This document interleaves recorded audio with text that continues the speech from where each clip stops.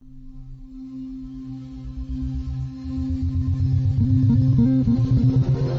wave sweep 32 seconds. 20 hertz to 20 kilohertz and 2 kilohertz per second.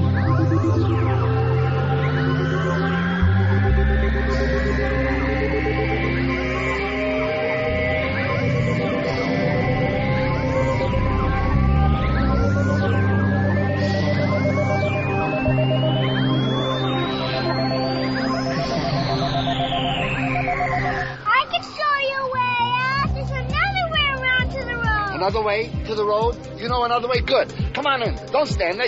Look, you show me how to get out of here. I'll give you $1. $3. $3? Well, yeah, all right. Just say the first thing that pops into your mind. You sold me a crummy watch. I want my money back. You know what you can do with that watch? Stick it up your ass. Good. You smoke this, and be sure you get the smoke deep down into your lungs. I don't smoke. It's tobacco. It's one of the healthiest things for your body. Now go ahead. You need all the strength you can get. Now, jump up in the air and put it in the basket, T. Jump up and dunk it in. Jump up in the air and stuff that son of a bitch in there. Has the whole world gone crazy? Am I the only one around here who gives a shit about the rule? Market zero. You think I'm looking around here, market zero? You hear that, Dad? You're gonna pay. He's a molester. He's a child molester. Why does he just kidnapping the child of a celebrity? Back ring! Hit me, Chief! Hit me, baby! Put it in the basket, Chief! Put it in the basket!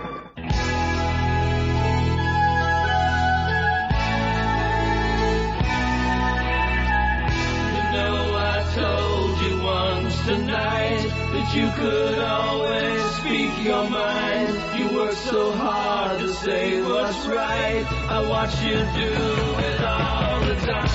And when I called you on the phone, you said that I could be the one. But here I'm standing all alone, and you're out lying in the sun. Tell me, am I getting in too deep? Every night I'm talking in my sleep.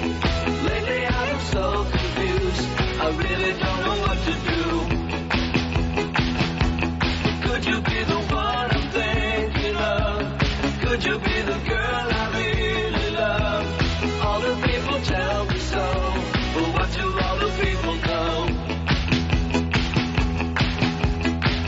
You know I told you once tonight that you could always speak your mind.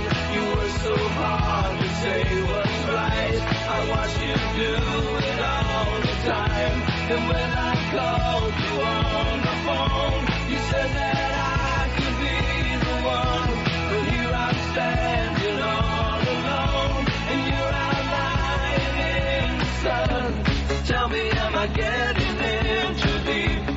Every night I'm talking in my sleep. Maybe we're just holding on to something that'll soon be gone.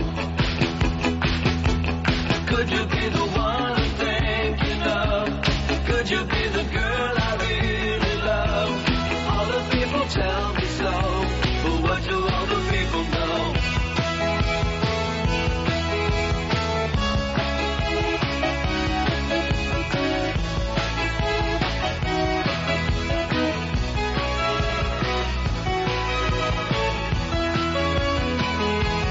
Do you think I'm blind to what you do?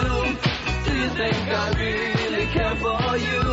Or is it just another game that you and I pretend to play?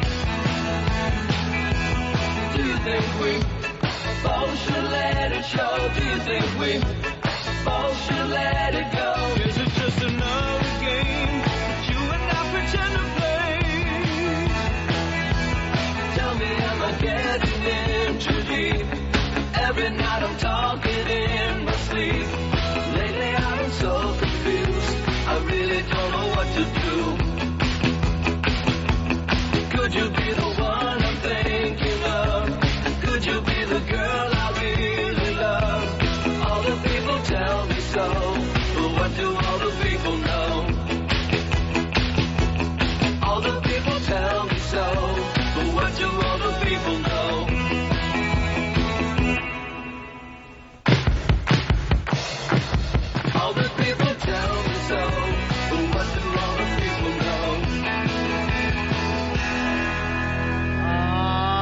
buddies. This is the Ron and Fez show back in NYC. I'm Ron, there's Fez. Hiya, buddies. Earl on the very sensitive music today. Hey, Earl.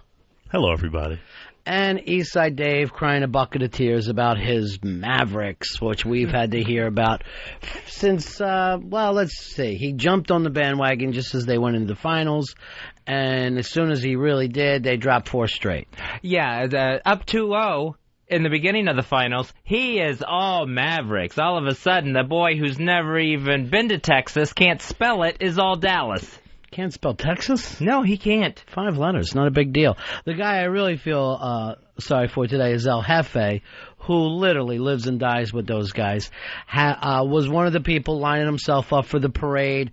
Very excited. You know, they'd already put the parade route together. Really? Mm-hmm, like idiots. That's not good. As soon as they went up 2-0, here's what we're going to do. It's going to be the old JFK parade, and except this time we're not going to start shooting. By the way, now I believe John Fitzgerald Kennedy can rest in peace. Up to this point, I believe that his soul was walking the earth. But after the Miami Heat came back, I believe the president now rests. This will put an end to his torment? Yeah. Play a little bit of that song for us, would you, Earl? Yeah, we did go to Dallas.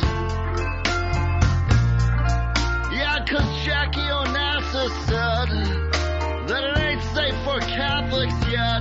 Think about what they pulled on Kennedy and then think about his security. Yeah, then think about what they might try to pull on you and me. There you go. Just in song, saying the same thing I've been telling you people. You know, as soon as I bring it up, thank God for the listeners. They send us songs because it is a legitimate thing. Dallas killed the president, and now because of that, the Mavericks have to lose. Hey, John, you're on the Ron and Fez show. How are you, buddy? Hey, guys. Yeah. You know, that President Bush is such a jinx. After Game 2, he called the damn Dallas Mavericks and told them mission accomplished. Yeah. And look what happened. That's where it honestly did feel like that, where they were all so up. And, you know, it's not as good as when the Cowboys lose a big game. I mean, there's nothing better than seeing the Cowboys lose. But this is the next best thing for me. Yeah, with the Mavericks and the fact that I think they were very thinking streak or sweep. They thought this wasn't even going to be a series, more of a squash match. 866-RON-0-FEZ. 866-RON-0-FEZ. Hey, Russ, you're on the Ron and Fez show. Hey, morning, guys. Yeah. Hey, I'd like to say I listened to the show yesterday. Great show. I was wondering what happened to Elfish, and there he was. But, hey, Ron, yeah. I listened to you guys on Broad-Minded. Just kind of want to say you got to follow through and go get that thyroid and that liver checked out, buddy. I don't listen to psychics. If a doctor told me I had a bad liver, I'd be on my way. But I'm a fucking carny myself. The last thing I'm going to do is run off and get a liver test because you know what? I saw that woman. She looked yellow.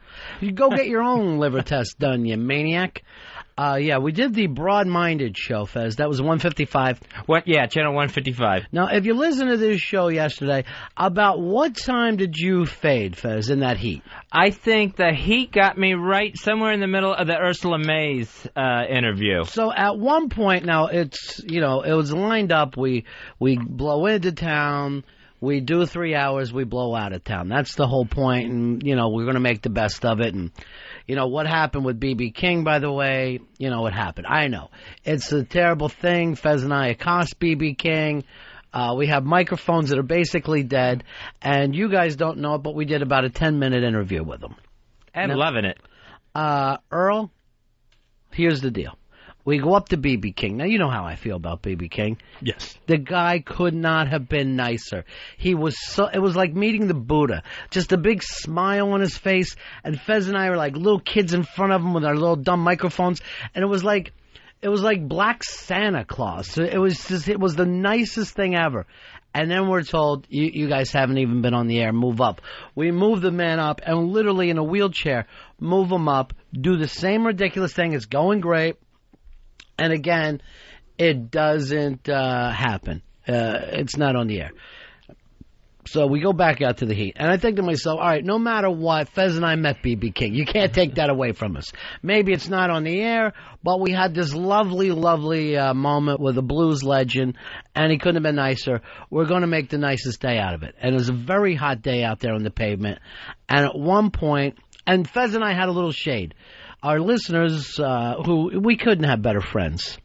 Yeah, everyone that showed up in that hot parking lot to watch the broadcast. And never bitched to us, never complained. It was incredibly hot. Like I don't think we have one fan, but we do have friends in this world. We do have friends that listen to the show, and they couldn't have been nicer to us. But at one point, Fez, you hit the fade, and that was it. Fez was pretty much tapped out. I just felt cooked. I even, during that Ursula May's interview, I even went to that whole thing of, for just a brief second, of where am I? All of a sudden, everything looked really, really weird to me. Sunstroke? Yeah, I think it was. I think the heat, the sun, it all got to me. So the broad-minded girls came by and did our show, and then we were, because of that, it was like our turn afterwards to go do their show. So Fez, the last hour and a half, he's got really nothing for us. We go on their show with these three broads.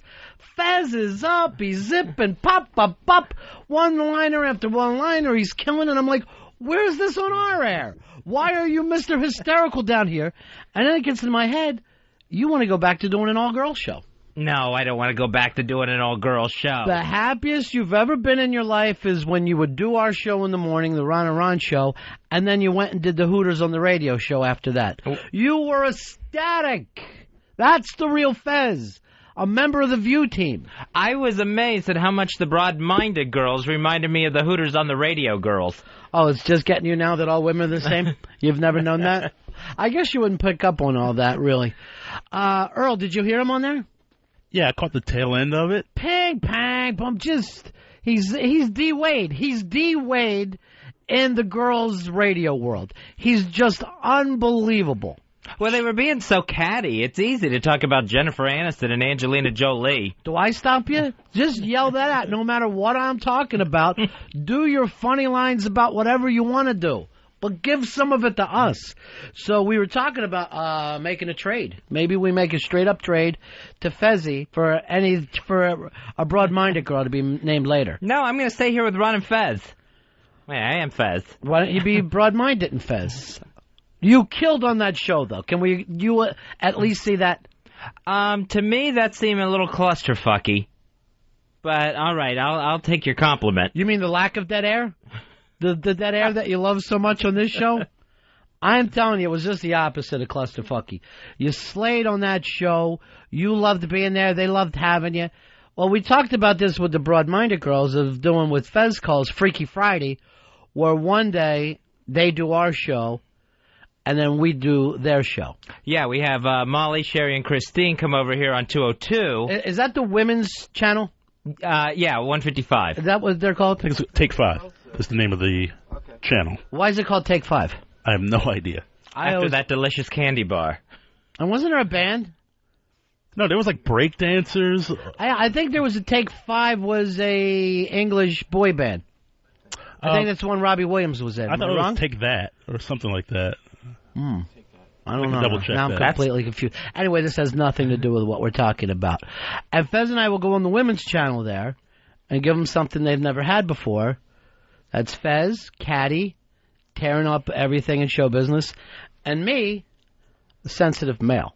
Oh. These women have never listened to a sensitive male on the radio, and I feel like we're going to be able to give them something. Well, they don't think it exists. But here's what's happening right now with the broad-minded girls. We figured out they got a little prejudiced because something apparently went wrong one morning when I guess they either did O&A or one of them called O&A or something. I never told you this before. I'm going to admit it now. I tend to sleep pretty long in the night. My work keeps me up all night long, so I tend to sleep during the morning hours. It's difficult for me to get in here at the start of this show. Obviously, I'm going for a doctorate in something you people know nothing about. So I'm up all night cramming. So, yeah, I believe there was a problem when Christine from the Broad-Minded show came on O&A. Okay. Yeah. So did you hear that or whatever? Yeah, that was a situation. Christine went out to the... Because you're not telling all the story. You know the story. I know the but story. But you're acting like something may have happened. Well, I'm like a dope. I don't know any of it. I'm just sitting there like a moron. Christine went out to the Oscars, this past Academy Awards, and then reported back on O&A's show at the morning after. Mm-hmm. Didn't have any tape or any celebrity voices, that she was supposed to have. And Opie was considering it a real waste of time, and it just all broke down from there. And I believe Christine ended up in tears. All right, this is why I'm better for the women's channel. Opie is not a sensitive male the way I am. I am the sensitive male that will be able to say to some of these women callers, I understand you. And I'll say stuff like this. You have your own needs.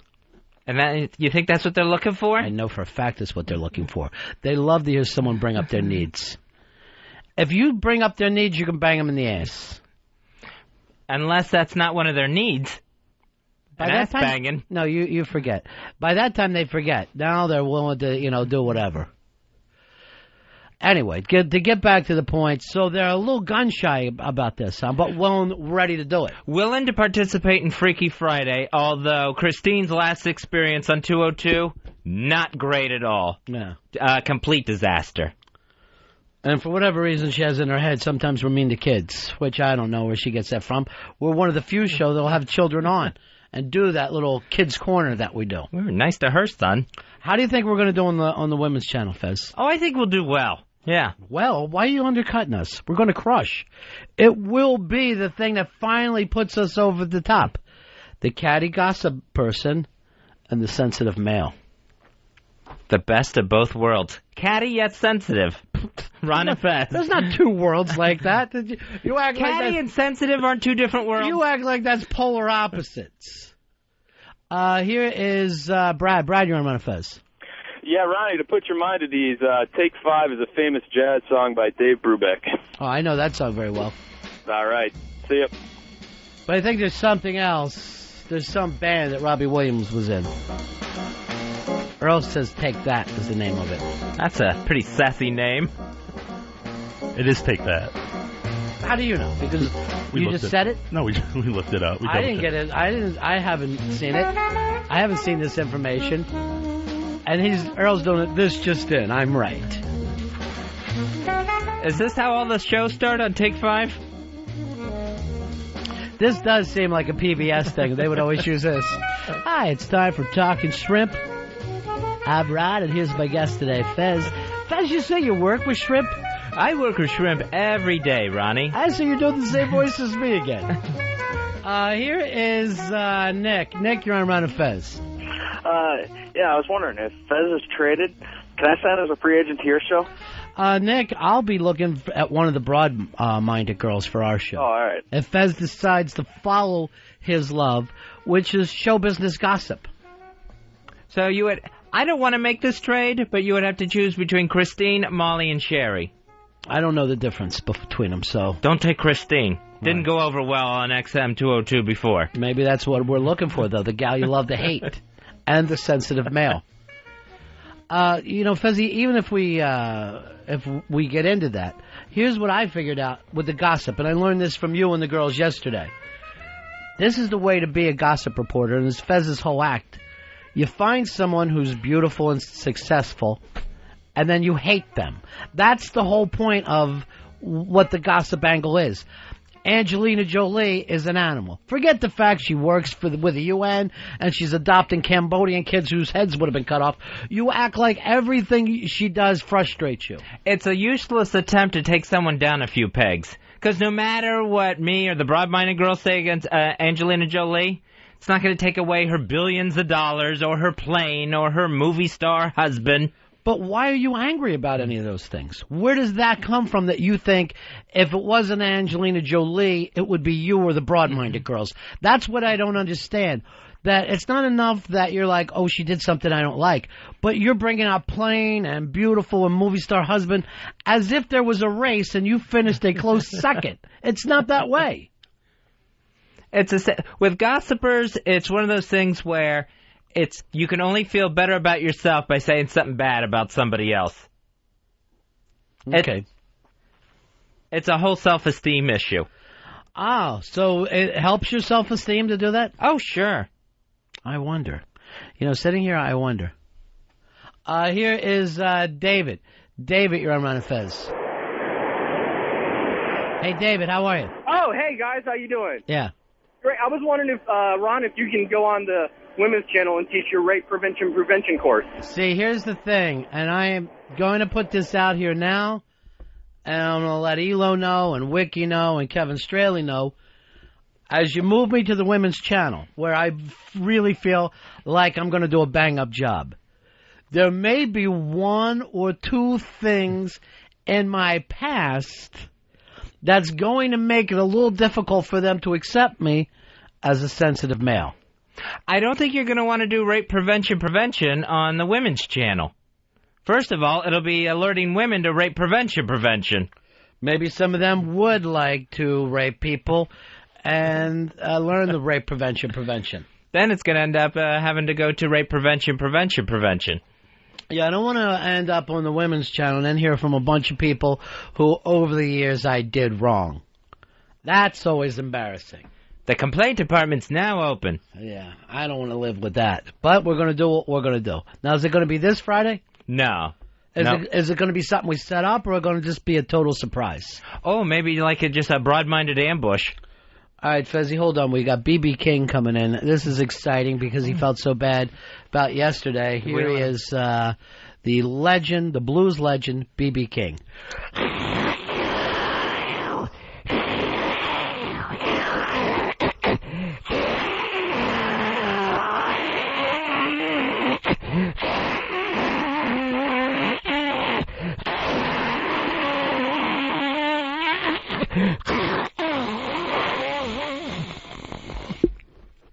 Bye, BB.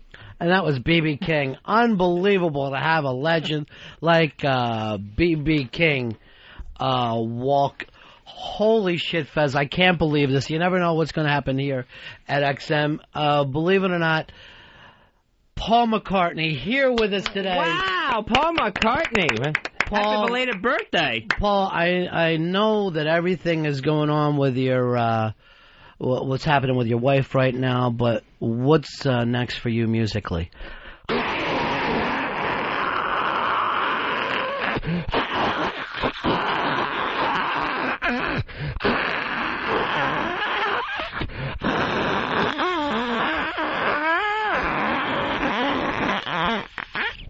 Thank you, Sir Paul. There he goes. He's got to run. Shane, you're on Ron and Fez. Hey, buddy boy. Yeah. Hey, Bonnie, are you going to promote the Smoke Pants over on the Women's Channel, buddy?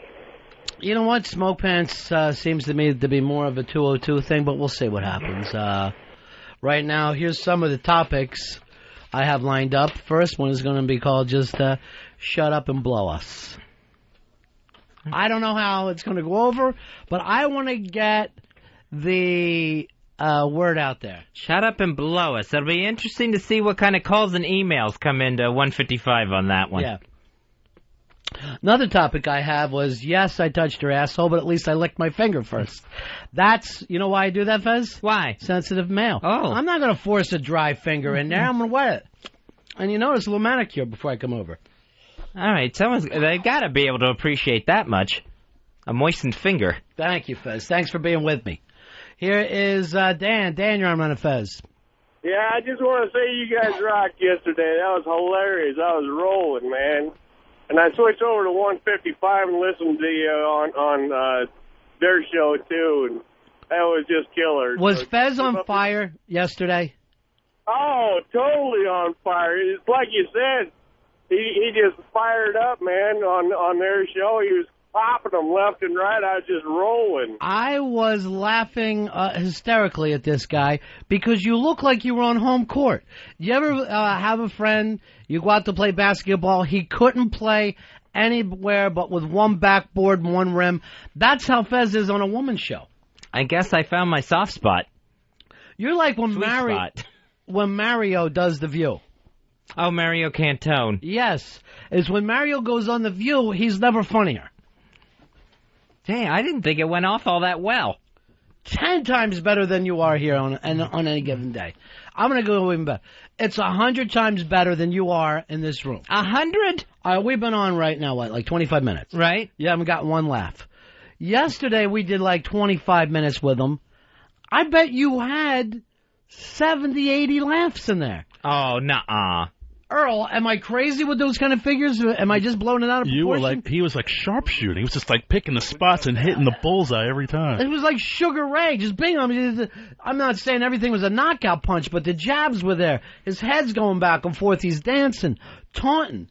You're amazing on that show. You should call him tonight. It's just easy to make fun of girls. You are a broad mind. Make fun of girls here. We'd love to laugh on this show. Forget anything you hear us talking about. Blow it off and yell out one of your things. It'll be perfect for us. I was dying on that show yesterday. Hi, you're on the Ron and Fez show. Who's this? This is O.J. Simpson. Yeah. On the night of June 10th, 1994, I wanted to confess something. Yeah.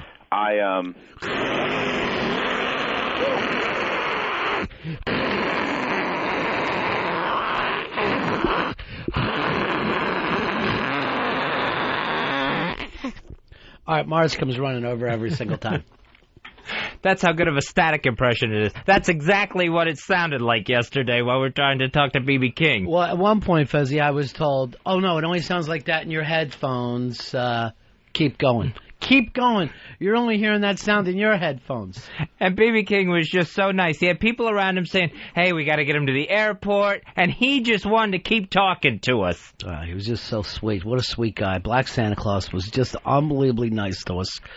And then I finally had to say to him, look, you're just talking to two guys with sticks in their hands. This is the most embarrassing thing. Because, like, let's say if you did have the opportunity to meet B.B. King, you don't get the opportunity to start jabbing him with questions about what his plans are, what was the best part of his life, what point. I brought up John Mayer to him, who, you know, John Mayer's done our show and says he's a listener. B.B. King went on saying nice things about John Mayer, who I'm taking on because now I feel like he's my buddy, and I feel like it's the three of us and some big group blues hug where we're all pals. I felt like I was in Almost Famous where they would sing that piggyback song before they all went on. I just felt like I was part of the blues finally. If only we had known, we could have taken those gigantic microphones out of his face and just had that normal conversation. We wouldn't have done it. That's the beauty of it. We wouldn't have asked any of those questions. We would have just went to ourselves, there's B.B. King. Right there. There's B.B. King. And you wouldn't have approached him and started saying stuff. So even though it didn't come out on the air, Fez, it doesn't take away from me telling the 14-year-old in me, all right, I know your brother turned you onto that record and said, look, if you're going to listen to the Allman Brothers, this is what you got to listen to. To me, it all still worked. I got that moment. What's sad is you people didn't get that moment. You got static. You people will just have to believe that it happened. Or just ignore the whole thing, really. It's just now a private thing for Fez and I. Evan, you're on Ron and Fez. Hey, what's up, guys? Yeah. Hey, Fez, you sound like you when you're in your prime back in, you know. Fez's prime was with the Hooters on the Radios girls. You used to go in and do that show. You were a sharpshooter. Everybody was crazy about you. That show was exhausting and very annoying to do. A lot of times I just walked out of there. Well, I'm sure the same thing's going to happen when you join Broadminded. When you girls get together, you don't know how to make a team. Here's the things that girls can't do. They can't put together a team or build bridges. I'm telling you right now. They can complain about men all they want, but if women didn't have us, they'd never get over a fucking river. Ever. They'd be stuck. Tell me one woman who has ever designed and built a bridge. I don't know of one. Well, bring that up on your show. One on Broadminded and Fez, coming soon at 1:55, the Take 5 channel. I don't even know of a bridge named after a woman. Yeah. Here's Scott. Scott, you're on Ron and Fez. Hey, Ronnie. Hey, Fez. Hey, buddy. Hey, I was going to say yesterday on Take 5, Fez was at home. That's the most I've heard him talk since he used to get drunk back in the old days. It was the most you've talked on the radio in a long, long time, Fez. Maybe I need to drink again. I don't know. I don't know, whatever it takes. I think you need to be surrounded by blondes. Killer. You know what it reminds me of sometimes is like if there's a girls' basketball team and like everyone's like, oh, they're great. And then suddenly a guy goes out and starts playing with them. Fucking dominating, taking every bound off the boards, driving to the basket, fucking slapping shots back in their face. That's what it reminded me of. If somehow you took a guy from the Knicks, a bench warmer, and threw him in the WNBA. Not that you're a bench warmer for the Knicks. It's every movie where the guy has to dress as a woman and then all of a sudden can lift a keg in front of all the girls. I'm sorry if it came off making it sound like I said you're a bench warmer for the Knicks. You're not. You're a starter. Thank you. For that last place Knicks team. That's where you are.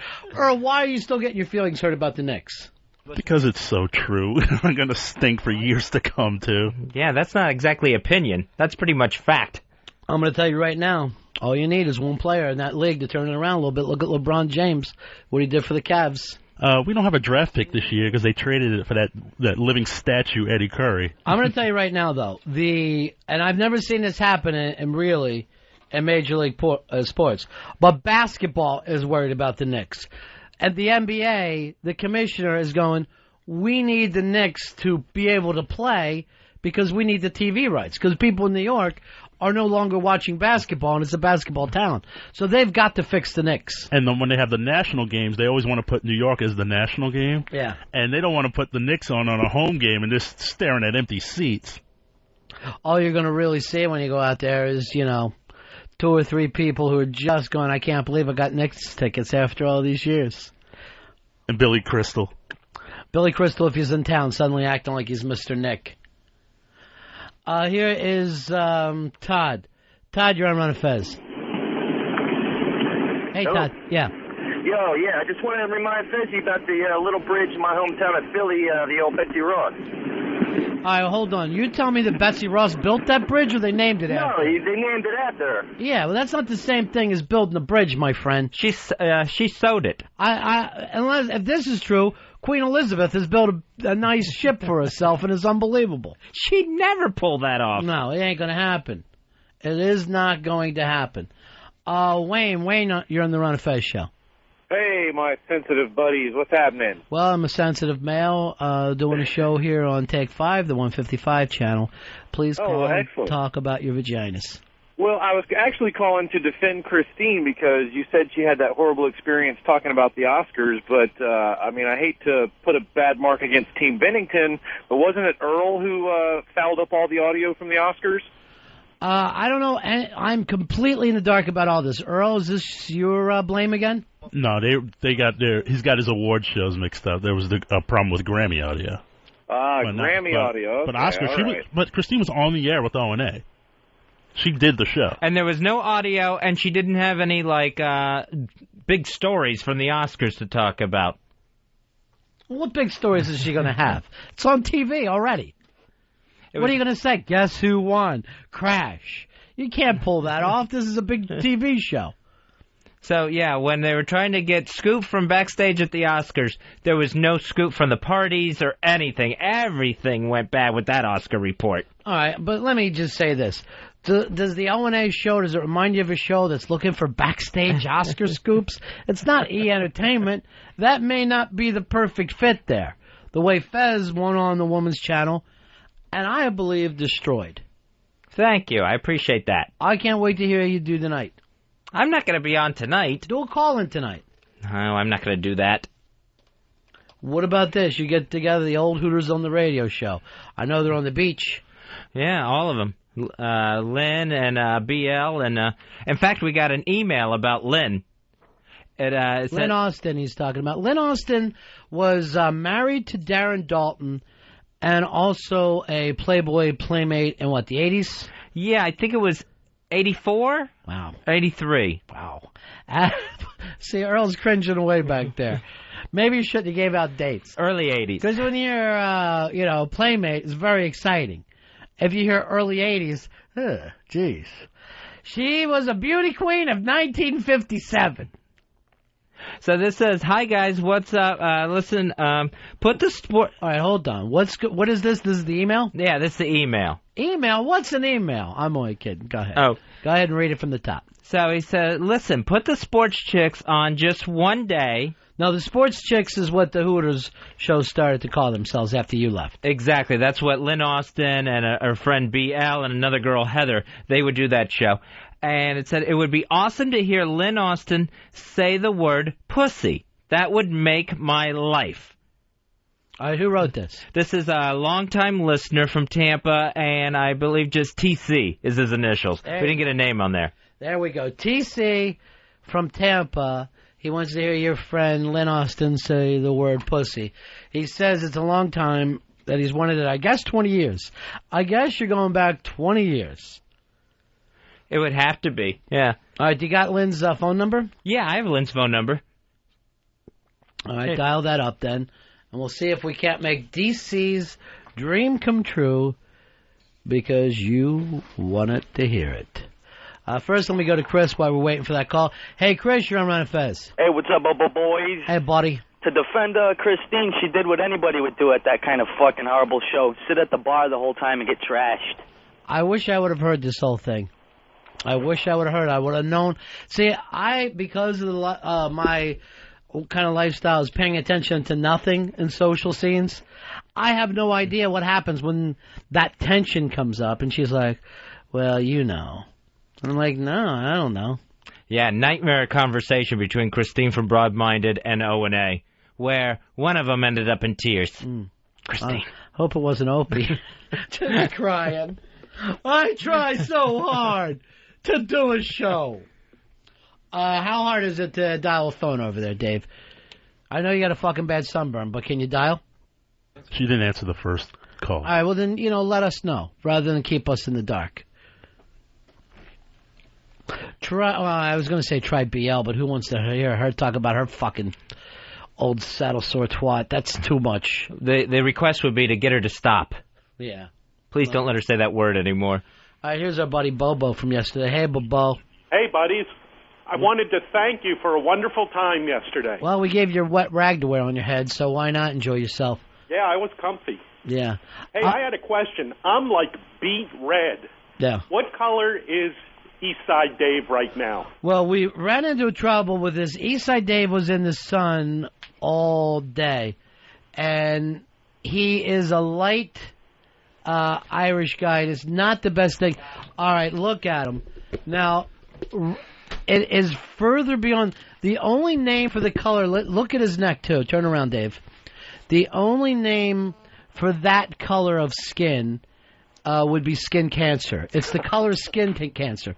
That is a burn it looks like you fell in a stove, Dave.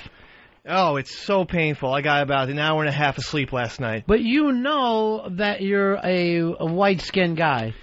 Why would you be out there? I thought we were going to get to go under a tent. I heard we tent. did. We did. The tent was there. Fez and I got under the tent. I got just really a little bronzing, and that was nice.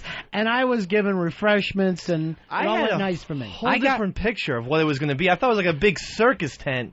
And it was a very small tent for two people. It's a two-man tent. It's like a very small circus came, and there's just room for Barnum and Bailey. And that's it. Everybody else is outside. I got more of a windburn from the fan that was on me. That was about it. Do you know what that tent looked like? What's that? There's a thing when Jews get married, it's called a chuppah, that they stand under. Yeah. And it was that size. All right, so it was a Jew tent, basically, which means just enough for them and no one else. I mean, an extra small Jew tent. Yeah. I had to go out in the crowd with the microphone to get, By the way, you did a fabulous job. I'm so glad you kept your job. A fucking waste. There was a point last night. I saw how red he was. I said, take off your glasses. He takes off his sunglasses. His eyes were such a clear blue, and your irises or your pupils are just little pinpricks. And it got a huge laugh from human beings. Like, people laughed from the freakiness of it. You really made me like the big bear, like at the zoo, because everyone was just, walking along, and I was sitting on a bench after the show, and people still thought it was fun just to stare and point. Yeah. It was one of the freakier things I had ever seen when those glasses came down. It was like the sun had faded any color there was out of your eyes, so that it was just clear except for those two little tiny dots. Well, if I didn't have sunglasses on, I would have gone blind yesterday, without question. I would have got glaucoma. But why wouldn't you have said to yourself, I know what kind of skin I have, I need to put on something on my skin before I go out, I need to make sure I'm in the shade. Why would you set yourself up like this was your first day on planet Earth and you didn't know that the big yellow thing in the sky could hurt you?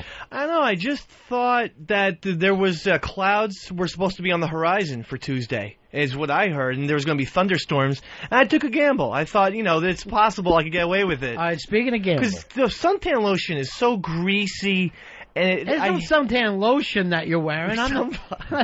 You're going to wear sunblock. I'm not going to have you throwing some Coppertone and seeing if you can't turn that into a tan. Well, whatever it is, it's just it never smells. I hate the smell of coconut, and you always get coconut smelling sunblock and everything. I just want. You look right now. The only way I could describe this, if someone took a blowtorch to a Viking's cock. You've got to think of the whitest cock, blowtorch it down. You literally have blisters on you. It was kind of weird because yesterday at the train station at the urinal, I was taking a piss, and I looked down and I thought, the only thing that hasn't been sunburned is my cock, essentially. And that's the only thing that gave me some assurance. Oh, it's good. So you have a tiny little place to feel good about yourself. You want to hear a scary story? Yeah. There was a sweet woman, a listener there named Nicole, who offered Dave some sunscreen. Yeah. And this is after like an hour and a half. He's already real red. So in order to put it on to know where he was getting it on his face, he got an inch away from my nose and used my sunglasses as his makeup mirror. Oh, God. And I was waiting for the kiss. So you got burned with sunblock on? This is post sunblock. I can't go outside if it's a sunny day for no more than 5 minutes. If I go out for a quick minute and then back, I'm good. But 5 minutes or more, I'm done. It looks like you put Crisco on instead of any sort of sunblock. You need to live in Alaska. Well, look at my left arm where my watch was. That's the most pathetic thing I think I've ever seen. There's just a big, huge white, skin bracelet where my watch was. You know where you should probably move that would help you is the bottom of a nuke psych. Just all the way down that tube at the bottom so that your elevator is going down into the Earth's core. It doesn't feel good, and it's not fair. During the wintertime, I get windburned all the time. And so then during the summer, I get sunburned? Shouldn't I have one season where I can go outside and play and frolic with everyone else? You do have that one day, St. Pat's, where you just stumble around drunk and screaming about your mom. How did you take the Mavericks' loss last night? Even though on the train you were screaming that Game 6 is all in the bag, but you're worried about Game 7. Why Earl Fez and I laughed at you for acting like you know anything about sports. I was so upset because I guaranteed on the train Game 6. Yeah. It was a guarantee. And what does your guarantee mean? Nothing. Then you come in and tell us that you're the best Connect 4 player of all time. You go out in the first round. Well, you pulled some weird sleight of hand moves on me. They were difficult to figure out. How about how I buried Fez in the final? That was good. That kept our row. Yeah. Oh yeah, our row. So he's taking some kind of love because of the fact he was sitting next to me. If there's any sort of bandwagon running by, he will try to jump on it as fast as he can. Yeah. That's true. And then get caught in the wheels of same bandwagon. That's true, because I jumped on Mickelson's bandwagon the whole Sunday. I'm like, we're going to win this. He collapsed. Where do you get the balls to say we? That's what was making me annoyed with you talking about the Mavericks, because you're like, we. I go, you're not a fan of that team. You jumped on, you're like, I picked them. In the beginning of the playoffs, to be a you've got to live and die through the good years, the bad years, then you get to celebrate the win. If not, you can act like, hey, that team that won, I picked them once we got to the finals. So I made a good pick. Not this is us, and suddenly you join the celebration and start dancing in the street. Well, the thing is, I do identify with the Mavericks, because they've been trying for so long. Also, Dirk Nowitzki's part German. Or no, he's all German. I'm part German. So there's that. We have a blood thing. You're Irish. Look at you. Your name is Dave McDonald. You got fucking red hair, no eyebrows, and you're burnt up. You can't be throwing a German thing at us. Yeah, I don't even appreciate it when you say we when it's referring to America. Or humans. I don't want you acting like you're part of the species that we are. We really evolved, didn't we? Yeah, don't start taking credit for the thumb now. Well, I'll tell you what, for everyone in Miami, it's good to have the refs on your side. Holy shit. Can they send a team to the free throw line any more than they sent... You foul people, they're going to go to the free throw line. D-Wade gets the ball, he's driving, they're slapping the shit out of him. Stop crying. Do me a fucking favor. The game's over. If your team lost, don't take it away from the champs. It's crybaby bullshit. You're not going to be on this show doing it. I'm fucking telling you the truth. Okay. I hate that with everybody. It's not enough that you didn't win, but the winners somehow cheated. That's why fucking Cuban got hit with the... How much did they fine him? $250? $250, $250,000. For saying that the league is rigged. You've been in this league for so long. If it's rigged... You're an owner. You're one of the fucking people rigging it. You're a billionaire. I cannot feel sorry for you because your team choked. You fucking crybaby. Those calls go back and forth constantly in the game of sports. You didn't see me saying anything about it after the Super Bowl. When Pittsburgh won, I took it like a man. And I had to take Elfish to Memphis because of it. I could have screamed rigged. White people are so scared of black people. Rigged. White people are so scared of black people. But does that kind of humor make it over when you're on the broad-minded show? But this is RNF. The N in the RNF is our producer, Earl. We don't go for it, do we, Earl? No, not at all. Zero tolerance for it. It's zero tolerance is what it is. With rape... There's 80% tolerance we have on this show. That's a high amount of tolerance. Do you think so? Because I feel like it's harsh. I have trouble staying in there. How do you decipher the 20%? That's intolerable. Carefully. Carefully. But we don't put up with that here. Earl, did you enjoy your trip to Chocolate City yesterday? Down in D.C.? Yeah, I had a lot of fun. That is the, as you call it, color people capital. Why is that? I saw a whole lot of black folks in that city, even more so than New York City. Not working.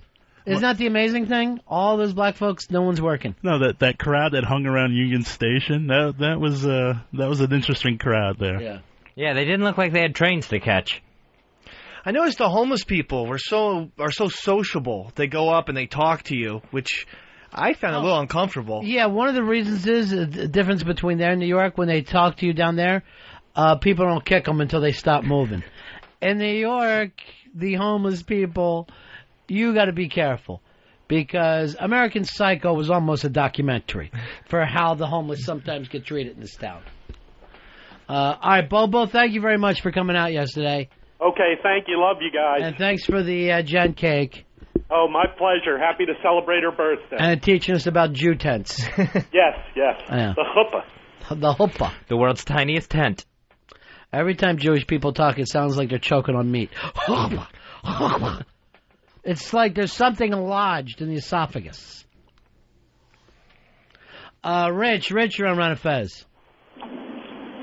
How are you, Rich? Hey, not too bad. How are you guys doing? Don't worry. That's a question I'm really not comfortable answering right now. Well, Eastside Dave is just being a whiny bitch. If he knows he's going to burn, put the sunscreen on. Quit being a baby. You are responsible for your own white skin. Yeah, I think when Edgar Winter goes out, he knows to put a hat on. Hey, it's my fault. I took a gamble. I'm not saying that, what happens, happens. I took the gamble. I thought thunderstorms were going to be coming on, which means we would have gotten moved inside. So that's what I was feeling. We would have talked to B.B. King and everybody would have heard it. I mean, no one wants someone... And Game 6 would have been a lock. Smelling like sunblock, too. There's that distinct smell that is a little nauseating. Cleanliness? It's a smell that we're not used to from you. Normally, right now, you smell like boiled potatoes and stale whiskey. mixed in I with get fresh a whiskey. certain amount of jizz. I don't care how bad a sunblock smells. It can't smell any worse than burnt, very pale tattoo flesh. You really should tattoo all the skin. Did the tattoos burn too, or does the ink save you? The tattoos I think fade, so that's really upsetting to me. So does Glory. Actually, my Pink Floyd tattoo looks kind of cool with the sunburn because it's there's like clear spots. You know what? Let me see that tattoo. It looks unbelievably cool. Yeah. That's the coolest tattoo. Oh, wait a minute. I was confused. I thought this was 1975. Then we'd all be jumping up and down at a fucking Wish You Were Here tattoo. The album is 31 years old. No, but if this was 1965, 75, you'd have a Benny Goodman tattoo on your arm walking around town. But the tattoo itself is prophetic and timeless because it's robot hands sort of shaking hands. Yeah, I'm very familiar with the album. Bring it over, though, so I can see how well it's done. All right, now describe it to everybody and hold it up so I can see it. Okay, it's two robot hands. Right. One is white, one's black. So we think, fuck! Oh, a very sunburned forearm took a whack. What happened? What happened? Look how the rest of his arm turned red. Yeah, you fuck. Why would that happen? Even my right arm is turning red. That really hurt, actually, Mr. B. And it hurt in a good way? No. It's so red it looked bloody. Okay. I'm going to need some ice here. Ice for what? You do tattoo? Holy shit. Just get a vanilla ice tattoo. Anyway, it's a tattoo about... Snoop Dogg's at the door. Why don't you run down the hall and chase him? Hey, Pat, you're on the Ron and Fez show. How you doing, Patty? Good, fellas. How are you today? I really miss Broad-Minded Fez. I miss Broad-Minded Fez, too, and I'm willing to say this, Fez. That's the best I've heard you in quite some time. I'll have to listen to it. I was calling to give you guys an update as to what really happened with that Christine thing on O&A. Uh-huh. They kept her on the phone for probably 45 of the most uncomfortable minutes I've ever heard, demanding an apology from her. And in the background, Opie picked up Wiki telling her not to give them an apology, at which point she finally did cave and apologize, and then they proceeded to hang up on her in about 2 seconds. So that's really where the bad blood came from. See, and I could have fixed that yesterday. I could have fixed it and made all the love come together. I need to find things out. Earl, you got to give me info. You know, with my work, sometimes, occasionally, I sleep a little late. You're a nocturnal person. Thank you, Earl. It took a lot of balls to stand up to me, but you did it. And you've proven something to me today, Earl. You're a man with your own mind. I love it. Thank you, Ron. Right now, Earl's getting the Spirit Award on the show. Earl has picked up the Spirit Award. He was one of the three people who was covered by the Jew tent yesterday. I was blazing in the sun. I don't have White people are so scared. I was the Black. only one I don't want you sweating ever to use that term again, or else I smack a tattoo. It's a hoopah. But he was nestled in that hoopah with you guys like that, and I was My the only name one. is Hoopa. I don't want to bring up who was in the shade and who wasn't. I saw the listeners out there without complaining. You're crying like a baby. And then remember when Earl goes, we're on the train, he's like, oh yeah, well my neck feels a little warm. And so he's trying to like compare his burn to mine. I'm like, Earl, you're a black guy. It doesn't matter. White people are Okay. so scared of black people. It doesn't matter what happens to black people. That's what you're saying now. It no longer matters. They can't get sunburned. I don't understand. White people are so scared of black people. Black people can be sunburned. Yes. They are humans. So you're saying the black man uses the Jew tent? All in the past 2 minutes here. I want to Fez, this one more time. We're not using that term anymore. It got thrown out there and misused by Bobo. I don't want the rest of us falling that down. What I was saying is, I've never heard of a black person getting sunburned because you know why? Because just complexion. You didn't even meet a black person until you finally came to Manhattan, where you grew up, Spring Lake, New Jersey, fucking Primrose Lane. You know that is true. We don't have any blacks in our town. Yeah, so where would you become this expert then? How did you become an expert? Or even on the NBA? That's why you were shocked. Isn't it funny that his favorite basketball player happens to be an ugly white guy? Now he's crazy about him. Who could be the one person on this earth paler than you, Eastside Dave? Jim, you're on Ron and Fez. Yeah, this is Jim. Yeah. Dave's not Irish. What is he? He's a chicken shit. He's not Irish. All right, see, there we go. I am. Part Scottish and a little bit of German. A little bit. I don't fucking care anything about your stupid family tree, your hideous makeup. That DNA of yours, I consider it spoiled, Dave. And I'm glad that you dodged another bullet. And you're back in here, only because I know the time you fuck up next time is going to be even worse. And I'm hoping that you drag down Wiki and Elo, Straley, Panero. I hope you bring down the whole lot of them from fucking giving you a break, because that will teach them. Oh, gosh, I hope not. You know what? It's like they were a doctor, and they go, I'm just going to leave a little cancer in the body and see what happens. Maybe that cancer will be fine and turn into a lollipop. No. This cancer is going away. Trust me. You are going to drag them down with some kind of a drowning man's death lock and pull a chain of executives down with you. I've learned my lesson. You can't learn a lesson. You've got a pea brain. That's like, oh, guess what? I gave a retard a fucking handbook on how to fly a plane. Everybody pop on the back. We're going to Vegas. That's what it's like right now. And I would get into a plane with a retard, go climb into the back and fall asleep, and feel safer than knowing that my career was in your hands. I've got knowledge stored in that brain. I do. I gave you a stat about Game 7s yesterday that I thought was pretty impressive. So Game 7s, as if it's a plural. There is no Game 7 because you lost Game 6. If you could learn a lesson, you probably wouldn't be so bright red right now. It's a mistake with the no sunblock, but what can I say? You don't have to. What you could say on this show is nothing. Okay. Zero. You could walk around here like a ghost, tiptoeing your way through. Where suddenly we're like, did you feel a breeze, Fez? It almost felt like there was a presence in the room with us. That's how I want you to be. That's what I'm hoping for. Maybe you can call me Ghosty. I wouldn't mind. See, that's the fucking talking that gets you in trouble. That's the fucking dumb shit that isn't funny, that's not even slightly funny or witty. I'm trying to have an environment here where Fez feels like he's on broad-minded. Okay. You could try to walk through a wall and just see how that works out. Fez, famous women. Start to nail them. Start just to rip into them one after another. It's not the right environment here? I don't know. That damn Jennifer Aniston. Call BL for us real quick, would you? Dave, could you fucking do that? Yeah. Like a ghost. I wanted to get Lynn on. Didn't happen, huh?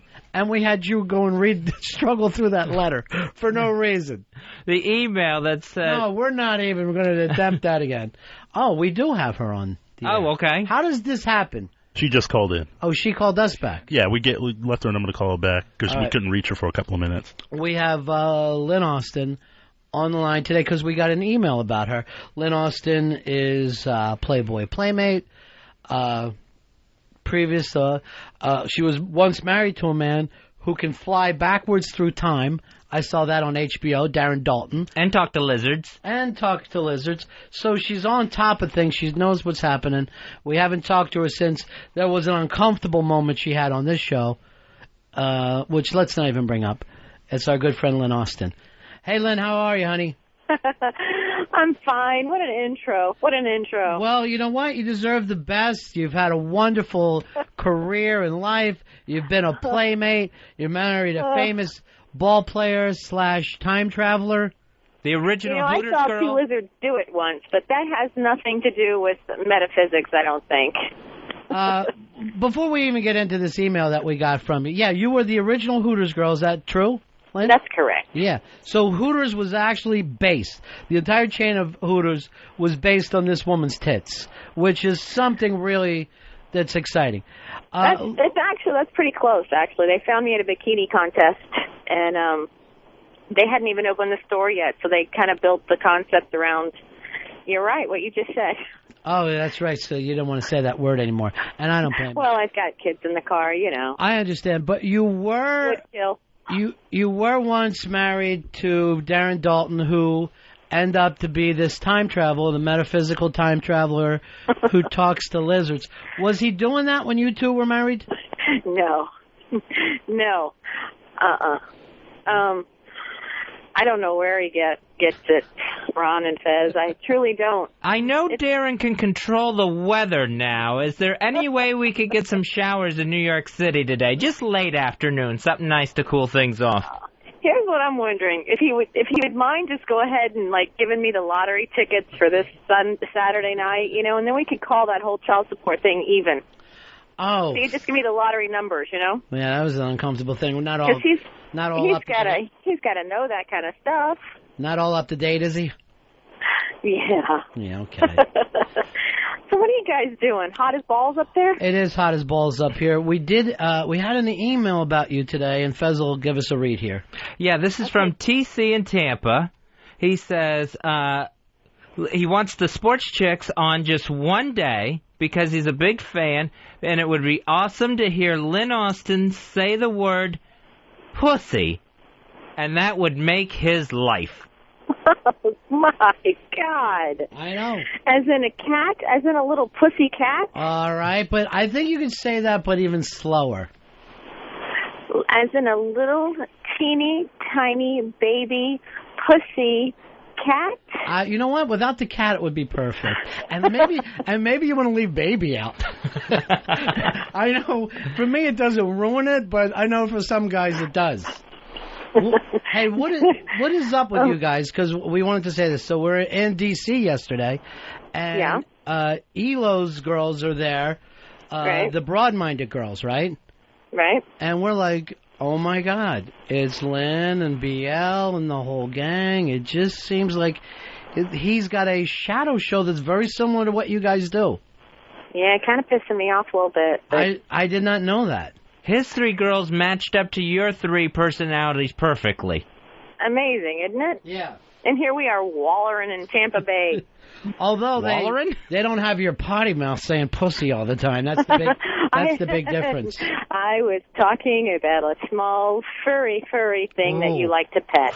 Ooh. Okay. Ooh. Hold on. Alan has a question for you, Lynn. Something about HBO Real Sports. How you doing, Alan? You're on Ron and Fez. You're on with Lynn Austin. Hey, guys. How you doing there? Yeah. They had her on Real Sports with Brian Gumbel, and I believe that was a really good interview.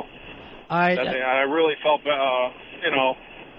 it's just a really wild story, what she was going through with him and everything else. All right, thank you very much. We'll try to get Dutch on the show one time. I wanted to give him a little time. But in that HBO thing, it looked like they showed your Playboy picture, and they kind of bleeped out, or they put the little things over your nipples, but not over the muff at all, which was odd. Yeah, I didn't see that. I think that's allegedly. I do believe I was covered up. Brian Gumbel has no sense of humor towards that kind of stuff, does he? I don't know. I saw it, and what did you think, Fez, when you saw it? Yeah, it's like they tried to distort the picture over the nips so that they weren't so prominent, but then nothing down below. That was just left completely as is. Yeah. Well, maybe they thought I was cradling a nice pussy cat. Thank you very much. In my lap. So, what are you girls planning next? Have you tried to get a hold of Velo since he's already, doing your show in one way? I truly believe that BL has blown up every phone line from here to California looking for a gig. Mm-hmm. And so far, nada. Nobody's interested. Lynn, Nobody really cares. Lynn, let me ask you this. You think it's BL's fault? Is she the anchor pulling you down? Because I've heard you on the air. You're perfect. No, I just think it's, there's just no place for slightly used blondes in the market right now. I'm willing to do this. Throw Fez back into the mix like the old days. He was see, that's what I'm hoping for. Don't throw me in. Fezzy, that's where you were at your best. You were at your funniest. You were just on top of things there. I like it here. Yeah, no, Fez, really, I think you need to come back to Florida to the whole one market thing, to the whole Not very many ratings. Not a lot of... Doing an AM in one market, Fez, it's really it's the future. Not really my dream right now. It's really old school, and I heard you're that way, and I don't know. I see you doing it, Fez. I see you helping us. Am I right about this, that we don't need BL as part of this? No. Of course we need BL. Fez, what do you think? Oh, I think the best way to do it is try to get it up and running, and if there's room for BL down the line, right, maybe bring her aboard later on. Fez, now you're cooking. Yeah. Okay, I have already posted small pictures of Brenda across the Sunshine Skyway saying, if you see this girl, don't let her jump. Keep them as small as possible. Please don't. She is a giant part of that show. You know that. She's hilarious. Yeah, the part that drags everybody else down. All right, we got BL on with us. BL? Oh, sitting outside a damn bingo parlor listening to you freaks. Oh, hi, BL. Screw off, you Brenda. bastards. You heard me have your back, didn't you? Len, that was so fake on your back. I don't think you could have faked it with Dutch worse than you just faked it right there. Hey, well, BL? really, I faked it with your husband once, but that's the only way I could get off. Oh! Neither here nor there. Wow. So, by the way, I just point this out to women. I never care if they fake. I actually, if anything, I appreciate it.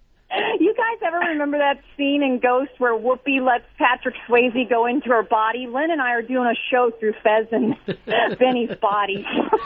BL? No, we were in D.C. yesterday, and you were the godmother of Elo's baby? Yes, yes. Go ahead. As a tribute to you, he has a show that reminds us so much of you guys that it's unbelievable.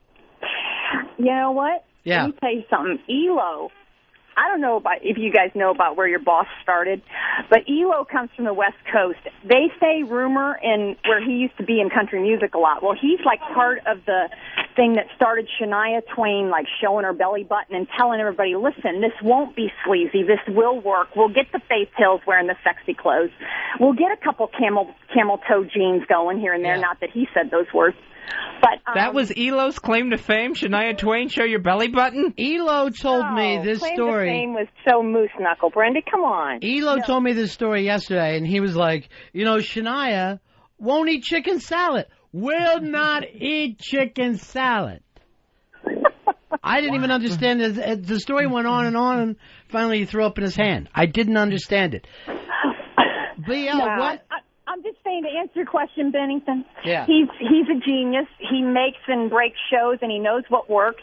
And he loved our show. He used to be our boss at one time, and he used to constantly say, BL, if you can get Lynn Austin to come to work 5 days, I would back you guys, but I can't back a show that has 2 girls one day and 2 girls another day. And, he said, you just can't sell radio like that. He goes, if you guys ever get your acts together, come on and see me. Well, BL? And we never did it. It's great that you're blaming your partner on your failures. Trust me. Yeah, thanks. I do it all the time myself. I'm the same exact way. Hey! But no one believes me either. You got to take... know. Why is there a show that's so much like you guys, and it seems like a station that would be perfect for you guys, and he's not there for you? Well, I don't know what to say. I don't know what to say, dudes. Have you been a really sucky godparent? Is that it? Maybe you've just sucked. I sent the baby a first box for its first pube, or the first curl, it's called, when they get the haircut. I never heard of this. Okay, who gives a fat rat's ass? Brenda, the baby's 8 now. What have you done for her lately? Seriously. And weren't you also, BL, the person that introduced Elo to his wife, Mrs. Lowe? Let me just start with the BL Heidi Fleissism, okay? If that girl wouldn't have screwed up, I could have so been her Tampa correspondent. All right, here's my introduction. I introduced Lynn Austin and Darren Dalton in the 80s. They get married, okay? Thanks a lot. Is that before he started time traveling backwards? Now he wishes he could. I introduced David Wells to Nina. They're still married after 12 years. They're together. I didn't get nothing out of that. Then I introduced Eric Logan to his current wife, only wife, and they got a baby. Now, what am I doing wrong here, folks? I'm getting people laid since 1890, and I can't get a mic. What are you after? Huh? Maybe the hookup and the mic has nothing in common, Brenda. Maybe you're just a common whore, and that really has no place in radio. BL, I got a job for you hiding under bridges and stopping billy goats from coming over. That's the only thing I have right now, if you want to try it. Nice. You're calling my friend a troll. I'll beat your ass, Ron Bennington. I would pay for that. I may be banging that billy goat soon because I'm getting a divorce. What? Yeah, we just broke it on Ron and Fez. What happened? You and your husband? Franz. Yeah, I borrowed this money from Lynn Austin to get this waterfront house. Long story short, I bought a waterfront house. Have you seen the movie Money Pit with Tom Hanks? Yeah. I haven't seen any movies past Pulp Fiction, so you know you're not going to get anything there. But the Money Pit is my husband and I. I got us in a huge nightmare of a mortgage. We lose our job at Christmas, so I have no money. I owe Lynn money, and it's just been the cherry on the top. And now I'm divorced after 10 years with the Swede. All right, because you guys ran into a little money problem, you're divorced, though? Well, that was just beginning, you know. I thought it was all, it doesn't matter whether we're rich or poor. That whole, I know you're a Christian, and right? Health. Richer for poor. Aren't you some sick Christian mind that you have? But then you guys are always able to get out of it. Just look, the person you've gone through 2 marriages. You should have the vows down, sweetheart. Sickness and in health, richer for poor, all that. But what about him? He was selling pianos. The problem was it was door to door. See? You're at your best with these women. Now I got nothing, so you know what I'm going to do? I'm going to bring my bags to Elo's house in Virginia, set them down on the curb, and go, yo, Elo. Take your baggage to him. Be his Manny. Yeah, so I got nothing, guys. I got no marriage, no life. Who is ever going to bang me? Oh, ever? I can't imagine. I mean, I'm not going to bang you. Oh, you know you want me. You know we're going to do a duo at 50 just for a couple of years. You know? There's not enough X on this planet to make me bang you. A saddlebag. It would just be hideous. Listen to this. I'm at the Hooters Empire last week for a meeting, and I look over at the marketing director, and I said, hey, I'm not bad. You know, we could do TV next. You know, I'm not bad. I could get a partial facelift. And the marketing director screams out, partial? I'm like, Jesus. It's like, I'm sorry, honey, but there's no thing for Hooters Classic. You don't get No one's... I have a problem, people. Yes, Lynn Austin. I'm really, really sorry. But my battery is going dead. All right, baby. So your dildo's done. All right, we'll talk to you later, okay, Lynn? I love you madly. Bye, BL. All right, bye-bye. Bye, Lynn. We'll kiss for a bunch of people when we're 50. It's too late, BL. Don't even... Am I gone? Or I usually don't get to stay on after Lynn leaves. Yeah, well, I'm trying to, I would get rid of you, but I'm sad about losing the house, the job, and now the husband. I'm stunned. Oh, dude, I lost everything. Crashed, burned, came back. It never came back with me. You even lost a finger. And then tonight I'll get on y'all's website and I'll be called like the C word like 85 times. Don't go on any of the websites, honey. Just ignore. Just ignore. Stay away from them. I hate when someone does our show and then they check back to see what the listeners thought, and then Earl can't book people after that. But don't you guys? You think we could get like our old show from like 20 years back together, like stuff? Like I would love. My thing right now would be Fez, Lynn, and BL, Hooters Classic. Wouldn't that be great, BL? It sounds great, but if you keep taking yourself out of the mix, I don't think you're impressed with I have nothing to fucking do with it. I'm with Elo in this. Me and Elo stand shoulder to shoulder. He was telling me yesterday he had big things for me. We got to figure out what we're doing with Fez. But he told me I have a bright, bright future in this business. Not a fan of the classics? No. I know Not yet. Let's get this thing up and running. Get you started at a small radio station in Florida. Hey, remember I called you guys months ago and said, hey, I want to work for that free station in New York, and I'll do mornings for free. And then you guys, as Opie and Anthony, wind up getting the gig. Yeah, well, they don't work for free. Yeah, I know, baby. Yeah, I tried to point that out to you, honey. Hey, congratulations to them on that duo gig, though. Yeah, well, it was between the two of you, I'm sure. Well, you know what? Just like how Rosie O'Donnell beat you out for her TV show. You know, people don't know that. I had a gag order on that. I'm not allowed to talk about it, but now I can. It's been 10 years. All right, go ahead. What was this? I don't want to bore people, but Fez, myself, and the girl, you said you wanted to put the old Hooters show back together. We did a little piece for Extra Extra. Well, the president Jim Paratori was up at 3 a.m. watching the show rerun because he missed it that day. And he saw Fez, myself, and Julie, the girl on there, and said, who are those two girls? I don't know why he didn't. I guess Fez was locked up. Julie and Fez. Well, Fez was locked up in a deal with you, Bennington. So he goes, get those two chicks out to Hollywood. But there's no way this guy would know that. I know. Oh, well, and if Fez ever had the chance to be the next Rosie O'Donnell, I'm not going to stand in his way. I'm going to say, right on, Josephine, and I'll work for you. I would not have any problem at all going like this. 5 minutes, Mr. Watley. 5 minutes. How did this guy get all this information from an old extra VHS? But it seems right now Fez Watley is locked up in a deal with the Ron and Ron show. I think I might have backdoored Fez. I think I might have. I don't remember. They called and wanted us at that time. He was busy.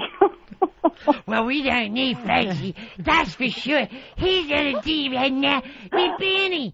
Benny's a great guy. I think anybody wants my old pussy. Even my husband listen to me.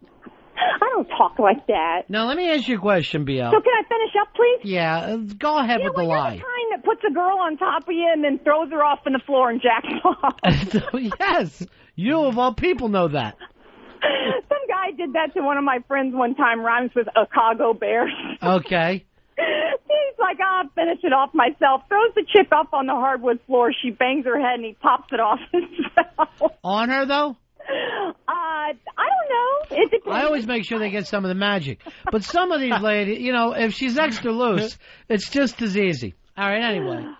So finish your story. Anyway, I'll finish up. So myself and Julie flew out to L.A., and it was him and the two women that still do all the shows Telepictures do, and they said, we love your chemistry. Here's $10,000, and you have a gag order to not talk for a year. It's between you, Maureen O'Boyle, and Rosie. And so a year, 5 minutes to midnight, they called my phone, and they said, BL, we're so sorry, but we picked Rosie, because they would have had to give me $40,000 to keep holding me in case, like, King World wanted me. And that's what they said. Well, we don't want King World to get you. So anyway, they said, if you ever have an idea, come back to us. So it's been like... You still haven't. A decade has gone by, and you haven't had an idea. Not an idea. And they're like, we'll keep you on file. We don't just give people $10,000. We think you're talented. But the Hooters EEOC thing was coming down with that guy that wanted to be a waitress. All right. And I've had enough. Seriously, I can't do any more. I'm sorry? It's crazy talk. Let's get back to your life. Well, I got nothing. Do you think one of your listeners needs like a used car salesman selling Hyundais? When are you out of the house and out of the marriage? Well, it's very early stages. I probably broke it way too soon. No. I mean, we're just now sitting down at, but there's nothing to argue about because we're both, I don't care how many assets you have together. If you love your person, you're not going to fight about anything. If you love your person, you're going to stay married. Dude, it just can't happen. Too much stuff against us. Right. How quick? Neither one of us are banging anybody. Swear. How quick when you're ready to take a fresh one? When are you ready to hit the knees like the old days? Like sleep with people? Yeah. Oh my God. Not for at least 2 minutes. When are you ready to get back out there again? Are you saying you want me, Bennington, after all these years? No, but I'm going to tell you, when I hang up with you, I'm going to call Sean Portman. Oh, no. And try to get the old team riding again. No. Finally. She used to date, it was supposed to be under the table, Earl, our old GM. Oh, was that uncomfortable. I guess she wrecked his marriage. Honey, he's married to like a top radio exec. Don't put me in the mix, dude. No, before. The first one. Yeah. The one that you destroyed. I didn't destroy nothing. As you left with him on the weekend with the kids waving goodbye from the front yard going, we're going to see you. That's liars. We're going to see you for my birthday. You know what? I'm boring the hell out of your audience. No, it's really working, honey. I'm worried about you putting a gun in your mouth. No, I do love radio, though. I love entertaining, and I think I could find my spot somewhere. Maybe not a comedian. I'm really not. No, you're kidding. I think you're funny. No, I tried That's too hard. sarcasm, honey. And I don't know what the word timing means. Remember you used when Bennington started me 20 years ago. All right, watch and go, timing, BL, timing. Like I'd say something stupid and talk over somebody. And I say the same thing to Dave today. It's fucking just embarrassing. All right, BL. Have you called Elo? No, I haven't called anybody because Elo's going to want me to make sure my bags are dropped in New York City, baby. No. XM jet will be here when I say, and it ain't going to happen. All right, but here's the deal. Hooters Classic, all the washed-up Hooters chicks. I think people would love it. But I'm not a lead girl. I don't got nobody to drive the ship. Fezzy's going to be there with you. We'll pay Fez the big money because he's already the name. He's already the name. He is ready to go now. Her ship is an old rowboat with a hole in it.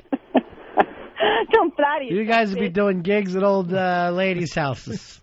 It doesn't matter. You know what? If this business isn't for me anymore, I mean, I don't, Hey, you still got your husband and your family and your home. No. Oh, no. I think the foreclosed man has my little red tag today on my house. Is that right? Yeah, with the little porch swing that goes back and forth and drifts. Nobody else. What you got to do is just think of it as your dreams being taken away, nothing else. It's all right. Tagged. I'm at the bottom. I'm almost at the point of where a heroin addict is, and they can't, they can only start by putting the needle down, or they can start by putting down the prescription drugs or whatever they're into. Here's the thing. At least the heroin addict has some enjoyment in their life. They at least have some peace. When's the last time you had a good day, BL?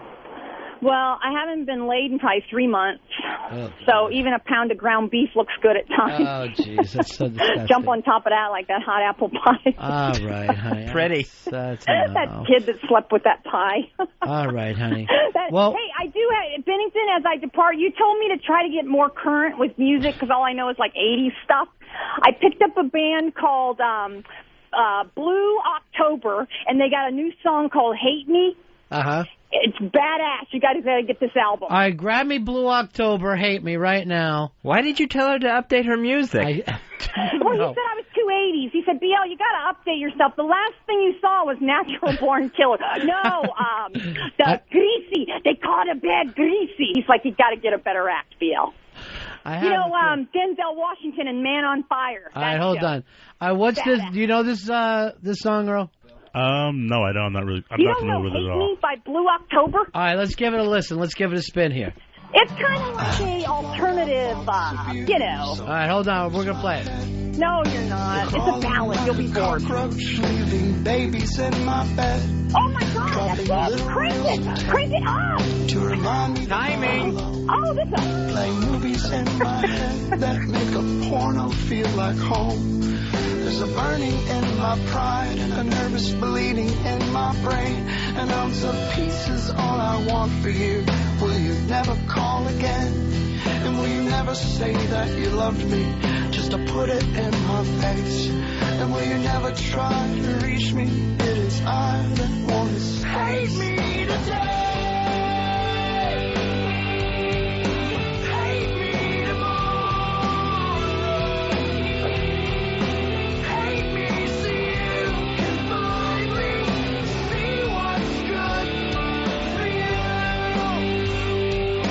I don't know. Maybe if I lost my job and my house and my marriage, this might do something for me, but I don't know.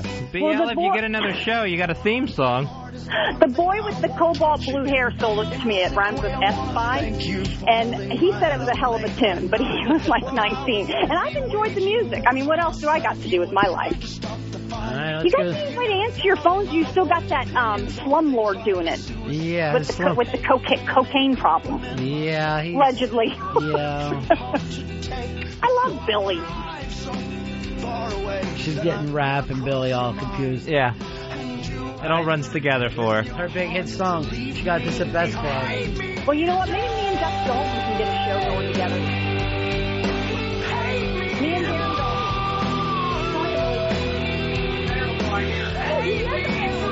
I'm outside the parlor, sorry. You guys love my song. What's that, honey? You love Hate Me. You know you do. This song. Love to hate you? You know what I'm thinking? Maybe you should be a PD. Here, now that your knees have blown out, maybe you need to be running a radio station. All right. Well, hey, can you call me in a week with a gig? Because I'm running out of time. I can go get a little Botox, a partial face, and I may take 5 years off. Wow, that'll put you in your late 50s. The smoking lines are never going to leave, so we know that. Smoking. You know, the ones we get around our lips. Hello, everyone. It's BL, and it's the name of the show is What You Smoking. Hello, you're on the air with BL. Hi. This Fez? You know what? What you smoking, Fez? Oh, I've got some Virginia Slims going here. That's fresh and cool. Very nice. Thanks for being on. What you smoking with BL? Oh, that was a good one. Yellowy phlegm, nothing like it. That's nice. Kick them when we're down. You know what? Oh, honey, I'd kick you if you were up. That's all right. Bennington, call me sometime when it's not family time. I hate calling your house. You know, it's like... First of all, BL, I never call you. Second of all, you act like I'm Fred McMurray, and we're all sitting around playing games and all. I know you're desperate, and I know you're in a little bit of a problem here. I did not know about the divorce. It'll be all right. No, it's not. Your whole life is over. It's okay. Yeah. I got me. I got myself, and people find me funny at times. They say when you die, you only got five friends on one hand, and that's it. And I already got 5 on one hand.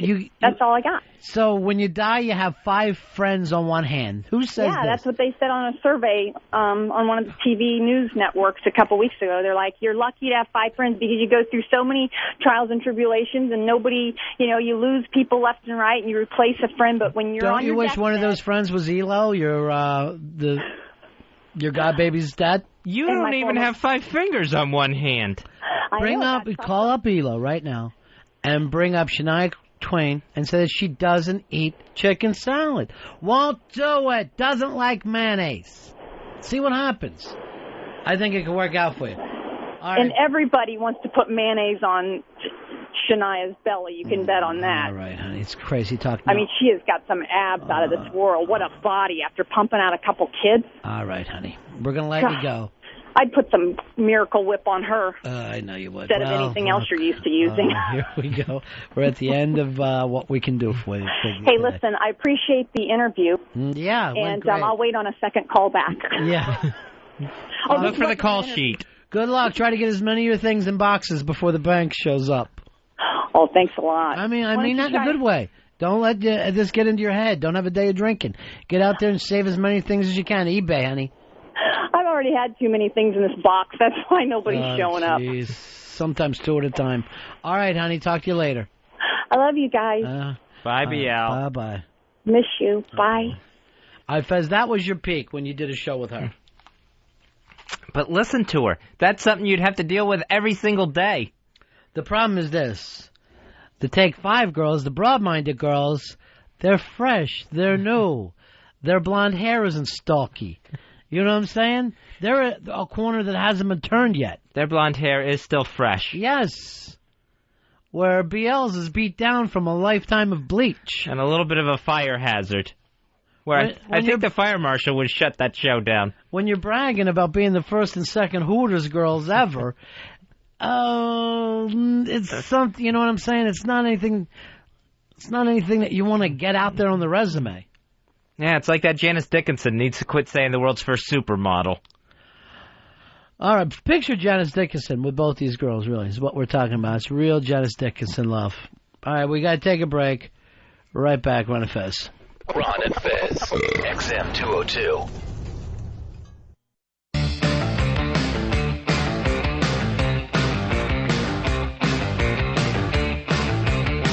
All right, it's the Ron and Fez show. Got a guest coming into the studio now.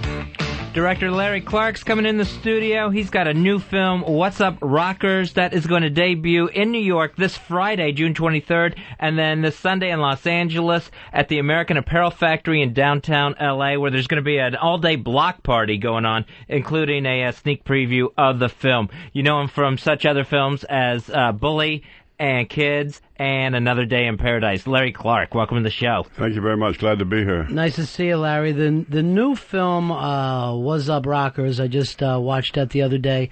This film, I thought for you was a little more sentimental. There was a sweeter side to it that I wasn't used to with your work. Well, I met these kids, these Latino kids from South Central Los Angeles, the ghetto they call it, and these are just good kids. These are kids that are living in a really dangerous area, kind of a war zone where there's street gangs everywhere, gangbangers everywhere, and the peer pressure to be in gangs in that neighborhood is enormous. And these kids don't want to do that. They just want to be kids and have fun. They play punk rock. They listen to punk rock. They wear their clothes tight. They wear their hair long, and they just have fun. And so these are actual kids that you went out and found, and then you kind of built the story.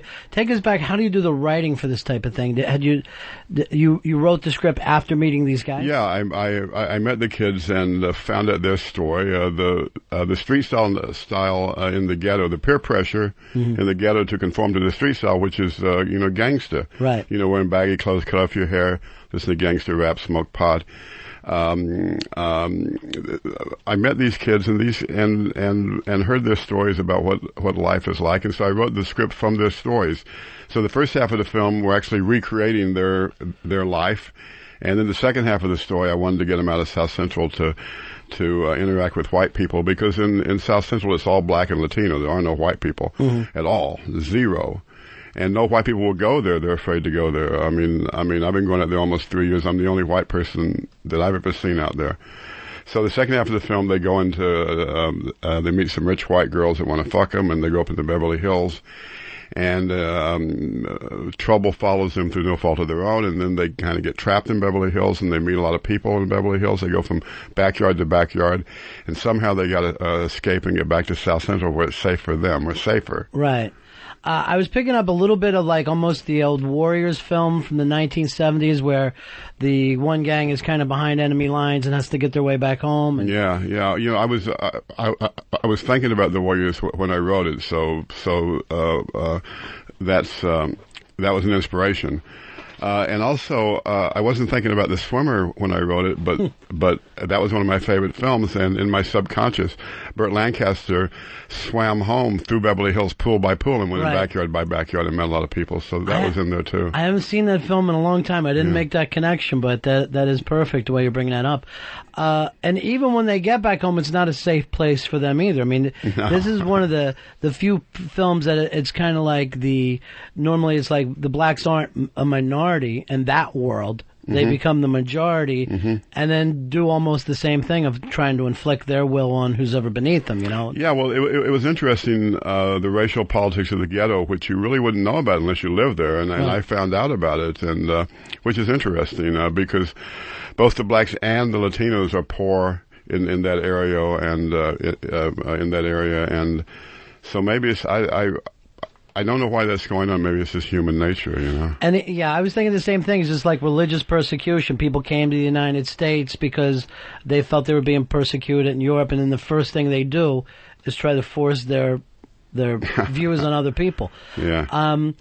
You look at some of this stuff, though. Is there also the subculture, because it's Latin, but it's not Mexican? These kids, they're more Central American. Oh yeah, they're the Salvadorian and Guatemalan and Dominican, and there are a lot of Mexicans there too. But it's interesting in L.A. that people consider them all Mexicans. Right, exactly. Anybody brown's a Mexican, and it's not like that at all. And there's scenes where the kids get busted by the police, and the police, think they're all Mexicans, and which is how people think there. I mean, LA's such a strange place. I come from New York. I lived here like 28 years, where everybody's on the street. It's a melting pot. You're around everybody.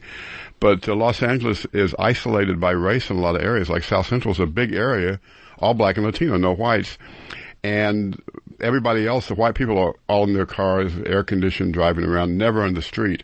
So it's a strange place that way. And for East Coast people like ourselves, like when we would see when they had the riots out there, they still show South Central. You're like, well, at least you got a backyard. There's a little room. It's not on top of each other. But they go out of their way, I guess, more to set up these financial and racial barriers for each other. Indeed, yeah. But I'm really happy with this film. It was really a struggle to get this film made because it wasn't about white people. Right. And but it is about white people because the kids going to Beverly Hills and meet who might live in the backyards, which was fun for me to figure out who they might see. And I was thinking, well, who would be in these backyards? And I thought, well, Charlton Heston is probably sitting out there for the last 30 years with a rifle in his hand, waiting for a person of color to trespass who could shoot him. So there's a character in the movie based on Charlton Heston. Yeah, that's a scene that takes you back out. Like, wait, it's a comedy for a while. It's fun at least, and then boom, you're back into another spot. For you, did you think to yourself, I'm going to go lighter with this, or was it a reflection of these kids? Because there's all this oppression happening to the kids, but there's something about them that just gives off such a nice vibe. They're really optimistic. Yeah. These kids are like living life to the fullest. They're in the moment. They're in the present. Most kids are in the present, but these kids seem to be more in the present than anybody. Right. And I've wondered if possibly it's because it's such a dangerous place where they could be shot any moment. There's drive-bys all the time, and always stray bullets. They always miss somebody and hit some stray kid walking in the street, some little girl going to school. And people just don't go out there and don't know that most people in the ghetto in South Central are good people and good kids, and most kids don't want to be in gangs. Their parents don't want them to be in gangs, but it's a different way to grow up, not the way that we grew up at all. Sure. We're talking with Larry Clark right now. His brand new film is What's Up Rockers, and it's about these kids in South Central L.A. They're Latinos, but they get called, I think, the Mexican Ramones by some folks because they're into punk rock. They don't wear hip hop style stuff. It's real Ramones style tight jeans. But, I'm watching your film, and one of the things about independent film is the non-Hollywood film is like, all right, you're going to see these kids that are different than you, that grew up different. But then when you see the relationships, and a lot of their stories, you said, are true and based on their own stuff. Yeah, exactly. It is, in a way, the way I was with my friends, though. You put that out of your mind as you become an adult. But those friendships that you make from age 14 to like 17 before you go out into the world, some of those are, I don't know whether your heart is just open to it and you're a better friend to other people at that time than any other time. Yes, and these kids are friends. They're acting, but they are friends in real life, and very close. And in their process, to come in and make a film when they never acted before was to be together, to be this tight group. And so they were wild, right. and I wanted them to be themselves. So I just let them be wild. That was their process. But it became that there was them, and then everybody else around them was a prop. Right. That's how they dealt with it. But there's this time that you talk about when you're growing up, when you're 14 years old and you're growing up, but you still have one foot in childhood. Right. And a lot of the fun of the film is just seeing these kids, how they act. How they're adolescents or teenagers one moment, and the next moment they're like little kids having fun and playing with each other and just having a ball. And it's such a special time in life, and I wanted to capture that moment. But then they go into Hollywood and Beverly Hills High to skate this famous skate spot one day, and some white girls come, some rich white girls from Beverly Hills come, and are fascinated by them. And one of them wants to have sex with Jonathan, one of the leads of the film. And so they get up in Beverly Hills, and then it turns into another movie. And I'm really mixing genres. It's starting out kind of like a documentary, and then I'm recreating scenes, and then it turns into an action chase, comedy, fun, adventure, dark humor, everything. Yeah. So it's quite a ride. It is quite a ride. At different times of the film, I would literally think, okay, now I got it. Now I know what film. And I'd kicked into a whole nother thing. Right. And the Charlton Heston scene completely threw me back and made me rethink it, and then it popped into another place. We are talking with Larry Clark right now. Brand new film out, What's Up Rockers? That's going to open this Friday in New York City, and then this Sunday in Los Angeles. Block party going on with that premiere at the American Apparel Factory in downtown L.A. And then it opens in theaters in L.A. The 30th of June, and then it opens wide July the 14th, it'll be in Philly and a lot of different places, a lot of cities, and then wider and wider and wider. Now, this is not your first time to work with kids who have never acted before. Is there something about that you like? Is there something that feels fresh for you about that? Well, I did it with kids. My first film about 11 years ago, and no one had ever acted in that film before, and people couldn't believe it, And there's something about realness, reality. It's interesting because I like in What's Up Rockers, I'm mixing first-time actors or with trained professional actors. And when I did my last film, Ken Park, I did the same thing, and I was told that you couldn't do that because the professional actors would just act rings around the non-professionals, and they'd be left swinging in the wind. But what I found out was one of the actors from Ken Park told me he played a very abusive father to this kid, Claude, played by Stephen Jasso. And Wade Williams is the actor's name, a really good actor. He said, when I'm acting with Stephen, if he had any training at all, I would have some kind of inkling where he was going to go. But I have no idea where he's going, so I have to stop acting and be real. And that's kind of what happens. There's this reality and these moments, these real moments that you get that are so special and so magical. And I noticed with the editing, too, you let the scenes go on a little longer than we're used to in Hollywood films. There's normally now really fast, clippy. Yeah. They always call it MTV style.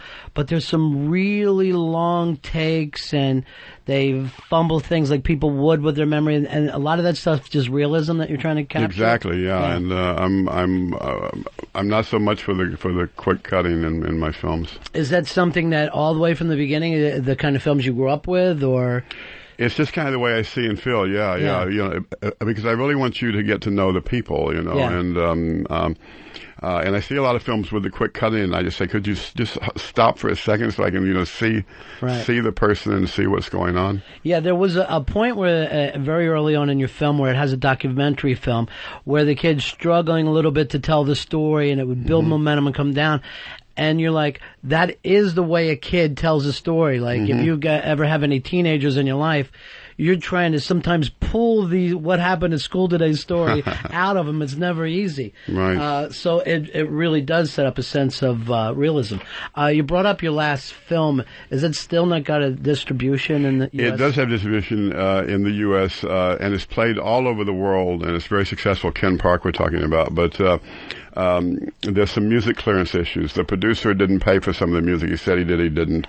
He didn't clear some of the music. He said he did. I had a crazy producer who didn't finish his job, and so you can't release a movie in this country unless all the clearances are signed, sealed, and signed off on. So I'm trying to get. I may have to change some music. I don't know, but after this film is out, I'll try and get that one out because that's a film that that everybody wants to see too. Yeah, you seem to, every time you put out a film, there's some kind of struggle, some kind of a censorship thing. Right. You're always dealing with the NC-17. Is that starting to be a grind on you? And did you think about that when you were putting together this film? It's always been a grind on me. I mean, this film I got an R, so I'm so happy that I got a rating. Amazing. Right. But these are younger kids, and there's certain things that wouldn't be appropriate to do, and you actually couldn't do. Right. So I was able to get an R, and the rating system, the MPAA, is a studio system that's run by the studios. It's corrupt. It's all bullshit. You can have a Hollywood movie. You can have Sharon Stone stabbing Michael Douglas in the back while she's fucking him, and they get an R. But kids, they wouldn't give an R to, and there's nothing in kids that's not an R. But what they do is they pick on the small indie movie, and then they say, look, we're really doing our job. But with the big Hollywood movies, it's all about money. It's all bullshit. And so the Hollywood system, they put up money for this. Yeah. So it's run by the studio. It's not any kind of government system, censorship system. See, most people would think that was the government. It's run by the studios, and you see all these Hollywood movies, and you can have all the violence and sex basically you want, and they give you an R because they make a lot of money. Right. And they pick on the small indie movies, and it's frustrating, but I forgot my thought. Right. It's something you're going to have to deal with every time going out, though. You always have to deal with. Oh yeah. What they tell you is they say, well, you don't have to take a rating. You know, you don't have to come and get a rating. You can go an unrated. But most chains of theaters will not play an unrated movie, and you know, so if you go unrated, you're very limited in the theaters. And if you take the NC-17, you can play it in some theaters, but the newspapers won't advertise it. Newspapers in big cities won't advertise a movie with an NC-17 rating. So you're stuck, you know, you're screwed. And even with all the theaters, there's going to be so many more theater screens out there now. It's not like they're available for indie films either, is there? I know a lot of times I lived in the suburbs before, and I had like, you know, within 10-minute drive, I must have had like 60, 70 screens close. But then like 37 of them would have Mission Impossible 3 playing. Right. Yeah. You have to fight for your screens. But this film is getting such good feedback. I mean, people who see it really like the film. They feel good when they come out of the film. They're seeing kids growing up in a way, in an environment that is different for them, you know, that they didn't know about, especially South Central, because no white people go out there. So I think this film will do well, and I think a lot of people will see it. It's really getting good press. Yeah, it's getting great reviews, and again, there's something charming about these kids that you found this time. There's something almost life-affirming. When I watched Bully, I didn't sleep that night, and Me neither. it was a really difficult film to watch, and I'm just... And it's weird because you think to yourself, you know, I'm an adult, I'm not going to leap completely into things with movies, but it will happen to you with a good film. Yeah, well, these are good kids, and I want to also say there's some very pretty girls in the film, and when I say that the Beverly Hills girls see the kids and are fascinated by these Latino kids, these punk rock skaters, and a couple of them want to fuck like Kiko and Jonathan. How that came about was when I was writing it, Paris Hilton was in the news all the time just for going to clubs. This was way before the sex tapes, right? And she was just, you know, having fun. She had all this money. She can go have fun and just, you know, get high and fuck hot boys and have fun and go to clubs. And so so one day I thought, well, what if Paris and Nikki Hilton were driving by in a convertible, saw Jonathan and Kiko, thought they were hot, picked them up in their convertible, took them up to Beverly Hills, and that's where the idea started. It's not Paris and Nikki, but that's how I got the idea from like real life. And I actually talked to a lot of girls who live in Beverly Hills who grew up there, and they told me that a lot of those trust fund girls, those rich, you know, pretty blonde white girls, to rebel against their parents, they'll go to the ghetto and get some black gangster guy, you know, to fuck, and then bring him back home, you know, to make their parents crazy. And that's the taboo for them. And so it's not unusual. So I thought it made sense. Everything in the film makes sense in some way. It's all based on. And then even one time they show up at a photographer's house, and everybody kind of digs them because they're so different, where it makes that artistic expression of this is maybe the new thing when they get seen by these people. Yeah, well, you know, one of the backyards they go into this fashion party, and I was thinking, well, and they've just had a fight with the white girl's boyfriends, right? So I said, well, what would happen the way they look with the long hair and the tight clothes, you know, ripped, and, you know, draw pictures on it. You know, they're poor kids, so they do their own clothes. You know, they like, you know, draw on their jeans and stuff. And I said, what would happen if they came over the back wall, you know, a fence into a fashion party with bloody noses and black eyes looking the way they do? How would the fashion world react? They would say, my next campaign. And then you would see models with bloody noses and black eyes wearing these kind of clothes. Right. And I used to tell the kids, I used to say, you know, the way you dress, if the fashion designers saw this, they would rip it off and, you know, and be selling your jeans for $300, $500. And now in the last 8-9 months, I see jeans just like Porky and Kiko are wearing, you know, ripped with writing all over them, exactly the same jeans that they're selling for $300 to $500. And a couple of weeks ago, someone saw the film and said, Larry, if these are poor ghetto kids, what are they doing wearing $300 pair of jeans? You know, so it's funny that way. That happens all the time with fashion too, and it'll be just a couple of kids, and a lot of times it's New York because there's so many photographers there. But it can spread really quick, as quick as the corporations are just willing to hop on the next look too. Yeah. Larry Clark in with us. What's next for you after this film? It seems like this one that you did here took a couple years by the time you started writing and putting it together. Yeah, it's a long commitment, huh? It is. It takes a long time, and it's amazing how long it takes. But I have some irons in the fire. I have some other films. It's just the producers have to raise the money. But I'm also writing a new film with a writing partner for Jonathan and Kiko, where they don't play themselves. I have this great story. So hopefully I'll make another film with a couple of these kids soon. Is that anything that you've ever done before, where you stay with the one subject, or? I haven't really done that. This will be a little different, but they're such great little natural actors, and as you say, so interesting, appealing, and that I want to work with them again. Are they going to be out doing what's the feedback going to be like for them? It's got to be odd to be going from South Central to suddenly a Raven Variety, and I'm sure the agents there are going, wait a minute, is this something that's happening? And they'll be getting those calls. Yeah, they're going to be very, very well known very soon, and so it opens up the world for them. When I met them, their world was a few square blocks of South Central. Now their world is much, much bigger. They know a lot of people, so hopefully they'll have some opportunities like most kids have that they wouldn't have had otherwise. Larry Clark, pleasure to meet you. Thanks for coming in today. Thank you. Brand new film out, Fez. What's Up, Rockers? It opens this Friday in New York City and on Sunday in Los Angeles at a block party going on at the American Apparel Factory. That includes an all-day block party and a sneak preview of the film What's Up, Rockers. For more information, you can also go online at whatsuprockers.com. Thank you, Larry. I think it's whatsuprockers.net, right? Oh, I have .com. Is it .com? .net? Well, it's one of them. We'll make sure we come back and give out the right one. Okay, thanks a lot. We'll take care of it. Right back, Ron and Fez Show. Ron Bennington, Fez Watley, The Ron and Fez Show. XM 202.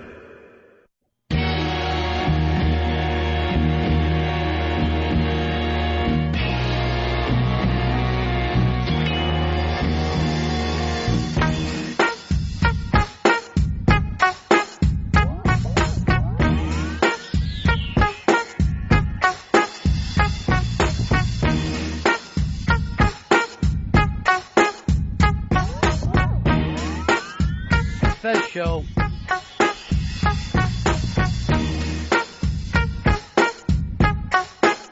All right, we just had Larry Clark in studio. Have you ever seen the movies Kids Bully? His latest film is What's Up, Rockers. And we did find out it is whatsuprockers.net. We've given that out wrong as whatsuprockers.com. Just like Larry said. As I said, whatsuprockers.com, and I was immediately corrected and stared daggers at by Larry Clark. It is whatsuprockers.net. And just so everyone knows, again, it's wrong on my sheet. So this is basically, if you don't count the show we did under the hot tent yesterday, this is basically 2 shows in a row where the funny joke has now happened to me. Well, where was the other one? Well, today was, of course, whatsuprockers.com. The wrong website, it's .net. Last week, it was when Chris Lemon was in here, and I keep saying over and over again, the man's first book is A Taste of Lemon. A Taste of Lemon. And what it really is a twist of lemon. Well, in between those 2 faux pas, remember you were pointing a dead stick at B.B. King and asking him to speak in it. Oh, yeah. Those that nice memory of the 2 non-interviews with B.B. King yesterday, as nothing worked, and we were never informed that nothing was working as we stood there talking to the diabetic blues legend. I don't know whether we got to bring up diabetes, but here's the thing, guys. And I know Fez is a little mad, so I'm going to say it to you in a nicer way. I know I had a talk with you guys about when the person comes in, show them the information, make sure everything is correct, and that way Fez has the correct information. People go out and do promotions to promote things. That's why they're there. Like, if Larry Clark doesn't have a movie, he's not going to come in and start talking about stuff. He's out to promote his movie. It's an independent film, so you want to have the exact place for them to go. He's not going to get commercials for it. He wants his information out there as any way he can get it. That's why they have a website. Did he really stare daggers through you? Oh, he looked right at me. I thought I was going to get beat like the Kid and Bully. To me, we got along great. I think me and him later are going to go out and cruise around and yell stuff at high school kids. Just perfect. And I'm going to get left to be eaten by the crabs. And by that, I mean our producers. 2 shows in a row. I just want to know something. I know you're angry right now. But you did do a little bully callback that if anybody saw the movie, they're giggling a little bit. It was a little bit of a bully callback. Thank you. Look at Sedona on fire. One of the most beautiful places in the world. It's on fire right now. They showed a map of the United States. Everything but, I think, Washington and Oregon, west of Texas, is on fire. Bad times. The whole place is burning up. Probably not burning up as bad as I am right now. That this has happened yet again. When you talk to these guys about having all the information, did at any point did the talk conclude with, and let's make an ass out of Fez one more time with bad information? Was that point ever brought up? Did Earl or Dave raise their hands and bring that up as any new business in this meeting? That must have been some look you got, huh, buddy? Oh, I hated that look. Just think of it this way. You were wrong in front of a guest. Yeah. That's Maybe right. that'll make you feel better. I'm the one who has the ass hanging out there in front of the guests, in front of the audience. And then I go, just to defend myself, I go, it says here.com. Like I'm telling Larry Clark his business. He's the one who put together the website. He's the one who had it done for his movie coming out this weekend. By the way, what'suprockers.net is the place to go. Don't listen to Fez. Come back to Larry Clark, and he'll give you the real thing. what'suprockers.net. Or as Fez said that, you can go to www.gibberish. I might as well have said that. For the look I got from Larry Clark, I might as well have just said that. Embarrassing and humiliating. Look, Matt, you're on Ron and Fez. Hey, boys. Yeah. Hey, Fezzy, settle down for one thing. I don't know why. It's every time, Matt. Matt, don't get involved in this. This is not your problem. Ooh, I'm out, Fezzy. I'm sorry. Hey, you guys, is he as creepy as he sounds? Because he sounds effing creepy. Well, I mean, the subject matter that the guy deals with is creepy. And I'm telling you the truth. I did not fucking sleep after I saw Bully. One reason, I used to live in that part of Florida, and then I yelled out that could have been me for no apparent reason. But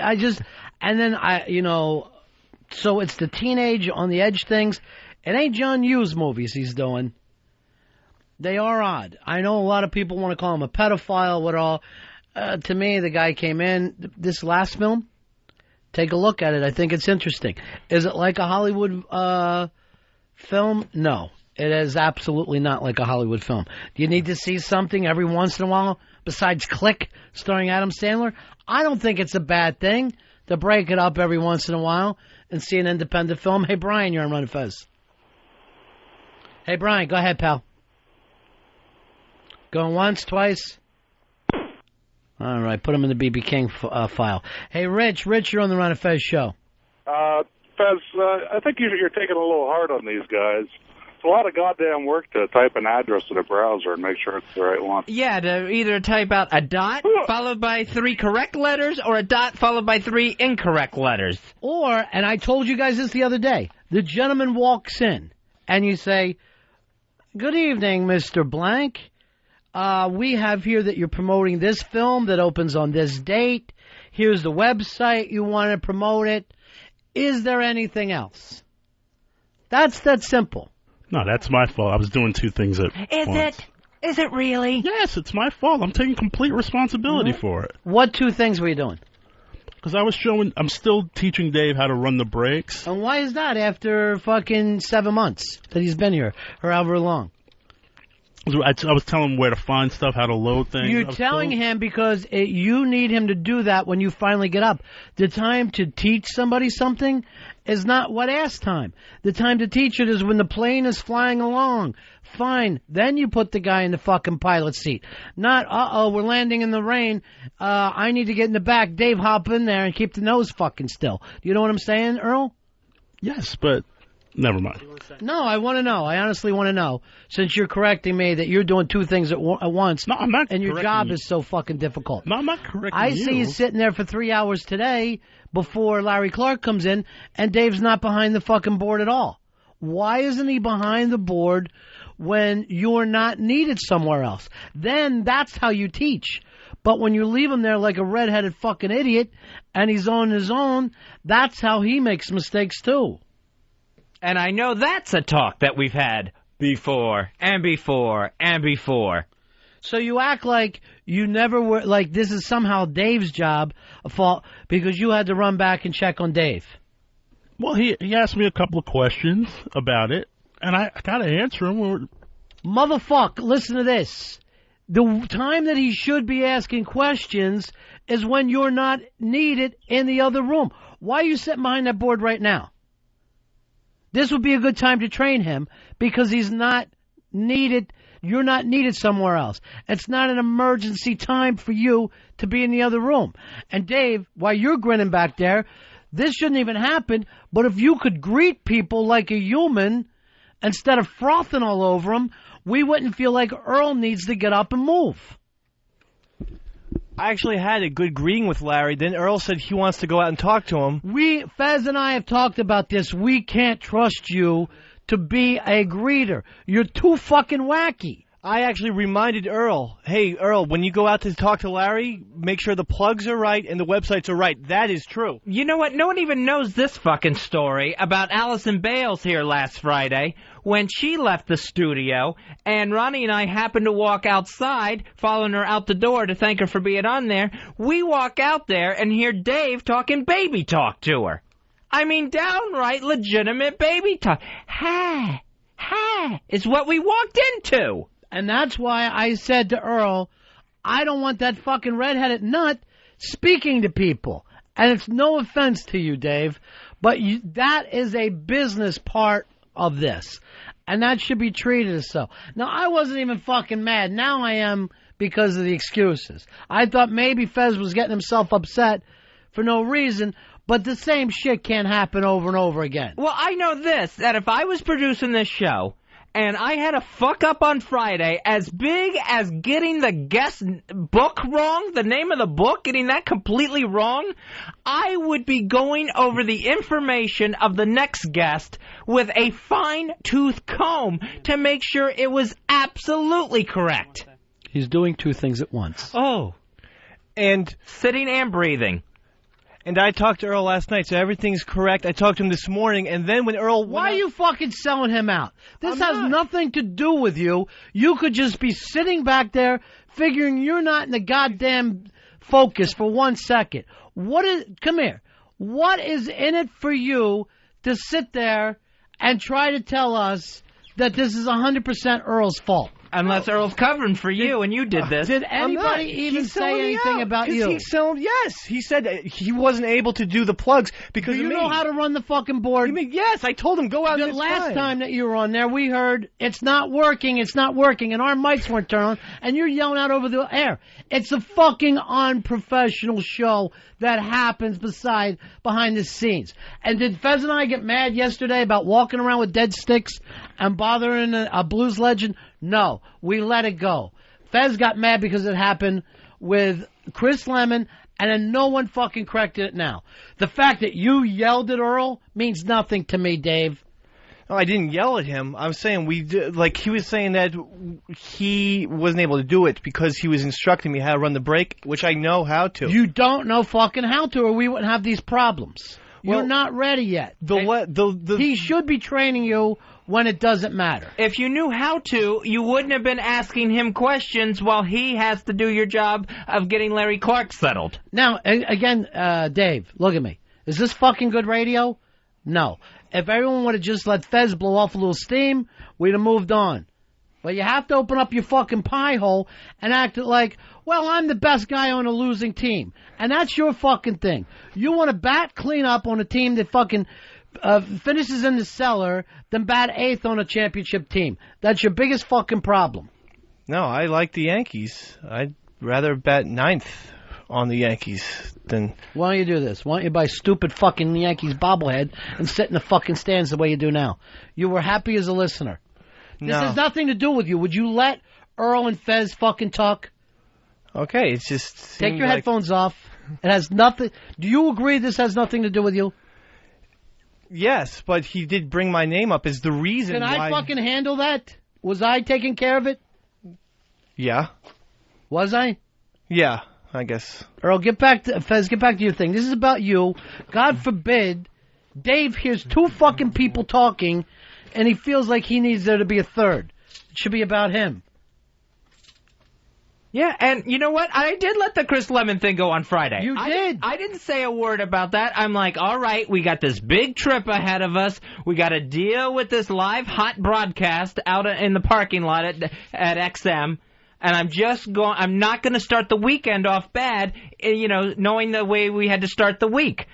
And then this happens. And it's like, what does all the talking do? What does all the talking solve? Nothing. It happens again, the very next guest. And besides the B.B. King incident yesterday, was there a time, Ronnie, when we asked to talk to someone else where a microphone was turned on? How many times did we say, ask someone a question, and they were talking into a dead mic only for us to say, you need to have that mic on, you need to have that mic on. Finally, the truth! Including Earl turning his own mic on. He talks into a dead mic, and he's the one turning them on. By the way, I just did a little scene from Almost Famous. Nobody got it. Fez, everything you're saying is right. But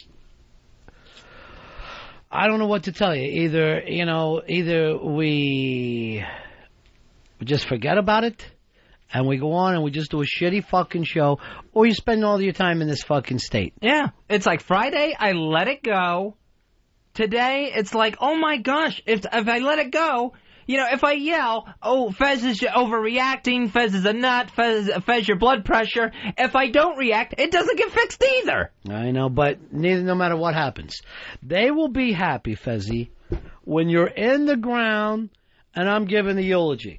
Then those two will be sitting back like a couple of smiling Chester cats, happy. They're both shaking their hands, no. It's true. You'll be snickering from behind your black veils. You're both trying to kill this woman. You're gaslighting her. This is a gaslight. I just don't understand how it happens again. I mean, immediately after it happened. And, oh my God, if I had a dime for every time I heard, will not happen again. Will not happen again. The important thing is this. You will always know that you look like an asshole to Chris Lemon, B.B. King, right, and now Larry Clark. Yeah. I mean, I guess the next time it happens, what do, Earl? Bring you in the studio with the guest and you explain it to the person? Exactly what happened? Would that be fair? Oh, what can I say? I messed up. I'm taking complete responsibility for it. It means nothing. How do you feel like you're taking complete responsibility? Did Larry Clark give you the nasty look that Fez apparently got? Did you fix it with... By the way, if I would have seen him give you a nasty look, I'd have dropped Larry fucking Clark right here in his tracks. I'd have just been, boom! I'd have dropped him, and I yelled, look, Larry, I ain't some little fucking Guatemalan kid. You're not throwing fucking looks around here. All right, so you took full responsibility for it. So when Larry Clark was leaving the XM building here, you went out to him, you said, Larry, thank you for being on the show. We enjoyed the conversation. By the way, that was my fault. I typed up the wrong website. I apologized. That doesn't, yes, I apologize. For Fez. But here's the thing. No. An apology doesn't fix. The man is on to promote something is what Fez is trying to say. That's why you're there. It's important to these people. Why don't you do this, Fez? The next time you have a plug to do for a movie, stand up in front of the celebrity, piss yourself, and go, I can't control my bladder. And just stand there. Because I'm not saying anything. But basically, it looks like the show is Ron and the guy who pisses himself. Yeah, I might as well do that. And, I think back about Chris Lemon. I must have said taste of lemon 10, 12 times before he finally corrected me on it. And he must have been sitting there thinking about it the whole time. How difficult is it to know the facts? Why can't we know the facts? Because Dave can't run a board yet? That's what this all comes down to? Dave can't run a board so that when you're typing, it makes you type incorrect information? Why don't we just do this? Send Wiki an email and say, we cannot do a show. Stop. We don't know what we're doing. Stop. We sending him an email or a telegram? Oh, I do that with my emails. No one else does? No. That went out. Oh, Alvin! You're on the Ron and Fez show. How we doing, Ron and Fez? Hey, buddy. Who is it? Who wins this, Team Watley or Team Bennington? Well, on what? On the number one. I mean, you know how y'all do Team Bentley won this and Team Watley won that? I mean, who's the big winner, Team Watley or Team Bennington? I'm going to say no winner today because, number one, Earl's embarrassed us. And number two, Fez gave out the wrong address. I cannot give Team Watley when the player coach pisses himself. Yeah, that can't go away. That's out there. I've already had this moment with Larry Clark now. Brian, you're on Ron and Fez. Yeah, hey, Ronnie. Yeah. Don't let Fezzy get worked up. Just fucking calm him down. I know. I'm going to have an aneurysm next. No, don't. And Bronx Johnny in there with a pistol. End it. Fire everybody and start fresh. I'm not even looking at Bronx Johnny. He comes back with no envelope and then tries to give me a gigantic one. I will never be asking Bronx Johnny for another favor. All day, can I get anything for you, boss? Can I get you something, boss? Let me know what you need, boss. Oh, here's a giant envelope and a tiny little card. Please make an ass out of yourself, boss. Please make an ass out of yourself. I don't know how they fucking send things in Ecuador, but this is the fucking 212. All right? This is area code 212. We don't play those games. I can only imagine they put cards in huge wicker or homemade baskets. I'm a fucking first world man. I don't know the third world. Maybe you need more space for a mule. I fucking overnight things. Okay, boss, let me know. Here's a card without an envelope. I also got you that water without a cup or a bottle to put it in. I'm just holding it in my hands. Oh, you just said water. You didn't say you wanted anything containing water. Hey, Indy Mike, you're on Ron and Fez. Hey, guys. Tonight on CBS, they got the 20 candidates for Big Brother being announced. Oh. I know you're a Big Brother fan. I am, Indy Mike. You're the guy who runs the website? Yeah, I run one of the many websites out there about Big Brother. Now, I wanted to get some of the Big Brother people on. Nothing, Earl? Nothing yet because they're going to announce. They haven't announced. So maybe after the announcement. And then I'll tell you what, I may have contact with one or two too that I might be able to get Earl in contact with once they're announced. All right, Indy Mike is going to be my Big Brother guy. I'm going to call this my Big Brother All-Star 2006 Summer. That's what I'm doing this summer. World Cup and Big Brother. That's a long name for a summer, but enjoy. Well, it's the Big Brother 2006 All-Star Summer. That's what I'm dealing with right now. Yeah, hook that up with Earl, Indy Mike, and then we can also say for Big Brother, more Big Brother All-Star information, go to cbs.gov or .org. Oh, geez, you're not going to drop it, are you? No, I'm not going to drop it. You're going to stay mad, and here's the thing. You're going to have an aneurysm. When I drop it, does it get fixed? No, it never does. Let me ask you this. You want me to spend my life as a widower? Because that's what we're going here. I'm going to spend my life alone. Mike?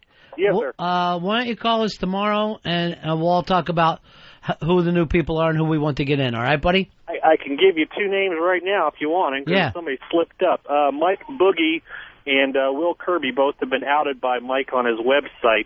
He's taken it down since then, but he put out a site asking people to vote for him. First of all, you know those guys are coming back. They're two of the greatest of all time. Hey, does Mike Boogie have restaurants with Ashton Kutcher? Yeah, he and Will supposedly spent some of Will's money in restaurants, and Mike used to run or has a nightclub out in L.A. called Belly, or used to. So they kind of all hooked up together and set the thing up. Andy Mike, you know everything. What's your website, buddy? The easiest URL to give you would be ilovebigbrother.com. It'll take you to one of my websites. All right, my friend. Talk to you later. Thank you, guys. Bye-bye. Thanks, Andy Mike. We will be sure to screw up that website, ilovebigbrother.com. Fuzzy, this will never happen again. It will never happen again. No, you know why it can't happen again, Ronnie? Yeah. Because I take full responsibility. Earl, the excuse has been given too many times now. That's where we are. You're not going to talk? You feel like you've somehow been maligned? Oh, yeah, it's always, that's the thing. You know, Yeah. It's not that, Larry Clark gave me a look. It's not like I got embarrassed. I gave out the wrong book name. I gave out the wrong website name. It's always about them and their poor hurt feelings.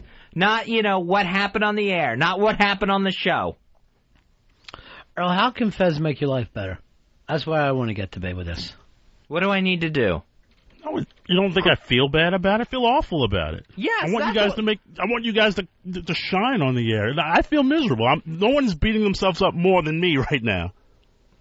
Do you believe him, Fez? No, I don't believe him. Because I don't know who the next guest is lined up for this week, but I'm sure it'll be misinformation. We're on a roll now. Why stop?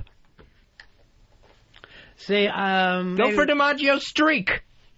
56 in a row? 56 guests with misinformation. That's what I want to see you hit 57. I believe it's the unbreakable. The unbreakable record. And also the greatest record in radio. Kevin, you're on Ron and Fez. Yeah, what's up, buddy? Yeah.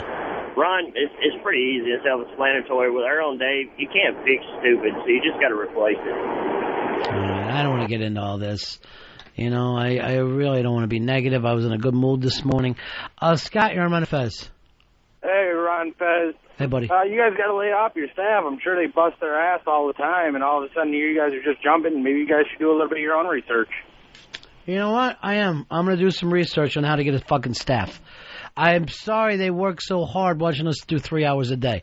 It's got to be fucking brutal on the two of them. Yeah, that's what I would like to do with the staff is see how I can make them more comfortable, lighten the load a little bit, maybe fluff up a pillow underneath the feet. Yes, that's, you know what, that's the job. That is the job to do. Ron and Fez, do your own research. This is the job the producers do.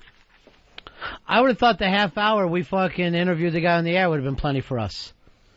I would have thought that would have been it. Matt, that's not enough, Earl? No, I've enjoyed doing the research. It's part of the job. I know what I signed up for. Yeah, I would enjoy it too because there's no wrong answer. Hand them whatever you want. Yeah, if I was throwing a dart at a biography, I'd feel good about it too. We do an interview and Fez is like this. If you want to know more about this, go to LarryClarkSpacklecock.com. LarryClarkSpacklecock.com. Larry Clark's looking at Fez like he just took a shit on the guy does a film for fucking 4 years it takes him. And it's like Fez took a shit on that film. Oh, that's spacklecock.net, Ronnie. Here's Gravy Master. Gravy Master wants to kick into this. You're on the Ron and Fez show. Hey, buddies, what's Yeah. up? Hey, listen, I'm sitting here. It's like unbelievable to me that Dave is going to sit in front of you, Ronnie, and throw Earl under the bus after Earl stuck his fucking neck out for the guy 2 weeks ago. Well, in all actuality, Earl wanted him at least suspended and a long probation. So at that point, it didn't seem like those two were a team to me. We are, that's what we're dealing with right now, and it's no big deal. Whatever it is what it is. Yeah, Earl was a big proponent of suspension, probation, all the shuns. Yeah. Get rid of him. Out with that piece of garbage, he says. Out with him. All right, Fezzy, I don't want you to be upset anymore. I want to move on with this. I want you to feel good about yourself. It's so annoying and frustrating. May I say one thing? Well, hold on, Mousy. If you're fucking going to come in here, asking to be on the air, do me a favor. Right. Use your big boy voice. If you come in here like this, like you're in a little fucking dress, excuse me, ma'am, may I say one thing? I'm going to lose my goddamn mind. Okay. I'll cut your fucking red head off, and I'll bull with it. And be cackling when the cops come to pick me up. You know what? I am so glad he just did that.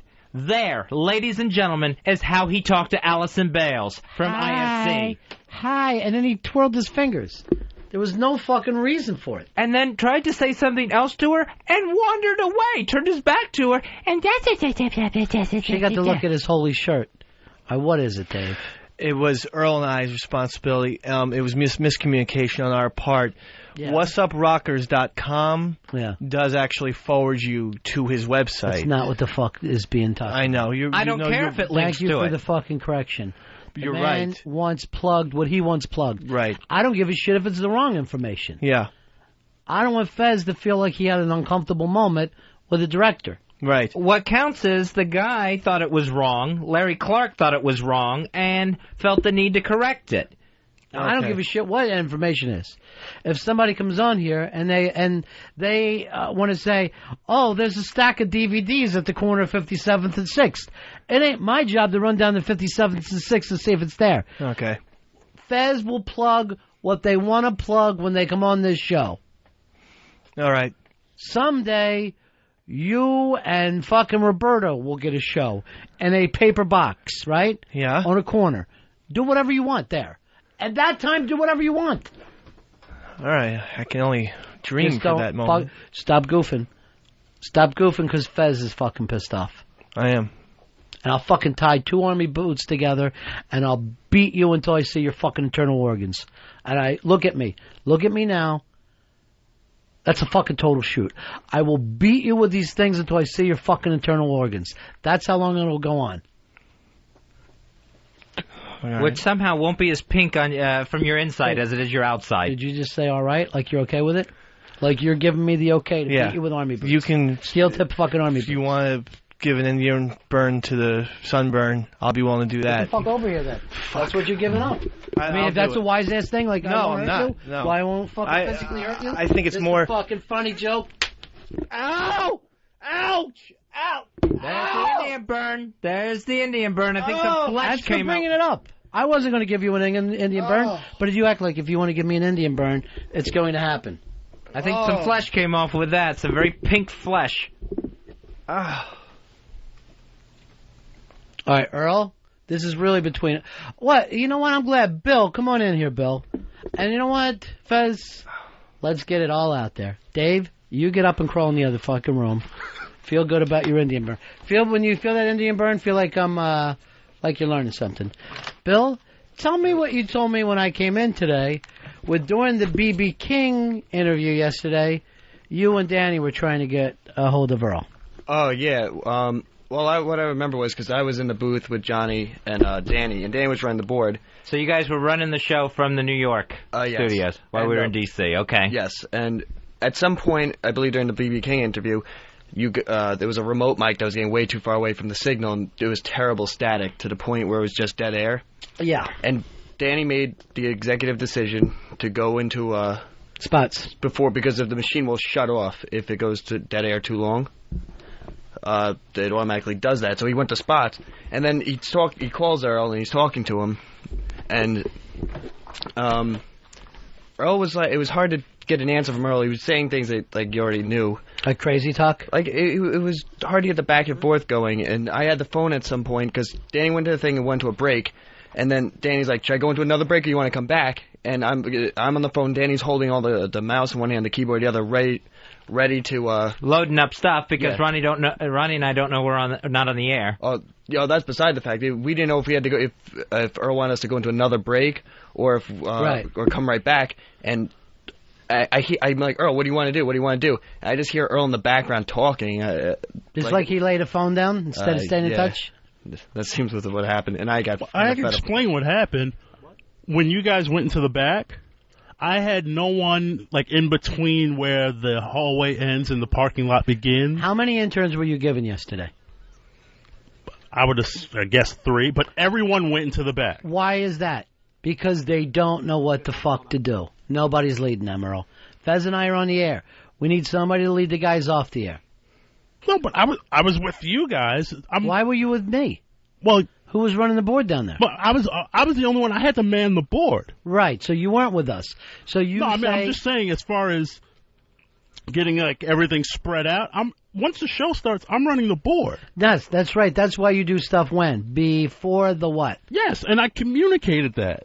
So the interns just said, we don't care what you're saying, or we're going to run away from you rather than help. I mean, we could be as a runner to try to be here through this odd time between Ron and Fez and you. So you throw the phone down with New York, and what did you do then? No, at one point when it started to go dead, I had no way to communicate to you. Why didn't you start jumping up and down, making monkey noises and running around? Anything to let us see. No, but you were out of eyesight. I had to physically. People are so scared of black people. That's why you would have a runner. One of the interns that would be a runner. All right, I'm totally confused. I did not have anyone. I was the only one there. It's your fault. Yes, you were the only one there because you're like fucking Custard, not paying attention that you're running the troops. You're the executive producer. It doesn't mean that you do everything. You haven't trained that redheaded maniac, so these things pop up all the time. This story is so not panning out because Ronnie and I went inside XM to talk to B.B. King. Yes. We weren't on the air. We didn't know it. I didn't see Earl around there anywhere. And now we're also hearing that he left the master control table there and left the phone where he was supposed to be talking to XM New York. Why are we even talking? Why has this thing now gone on for... Here's what fucking happened, Earl. Fez did not get the thing read the way he wants, right? Yeah. So now it all is fucking coming out. Because you didn't do your work today, all the stuff that you were let go on and nobody brought it up, now it's all coming out. And it's all falling all over my show. So instead of having a nice, fun, enjoyable show, I'm in the middle of this fucking beatdown. Fine, it's my fault. No shit. Who else do we talk to? Oh, now he's throwing the headphones. Oh, here we go. There he goes. The mic is on. Go ahead, big man. Walk down the hall. Take that fucking walk. Here we go. Not the host that was embarrassed. You know what? What if me and Fez do that? What if we say yesterday, oh, we're so fucking pissed off we walk away from the show? Then what happens? Oh, I had to catch my breath. Yes, maybe I'd like to catch my breath.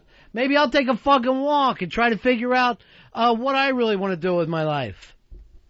But at some point, I mean, I had no one left. I'm like, where did everyone go? Earl, you had no one left because you've got 3 interns.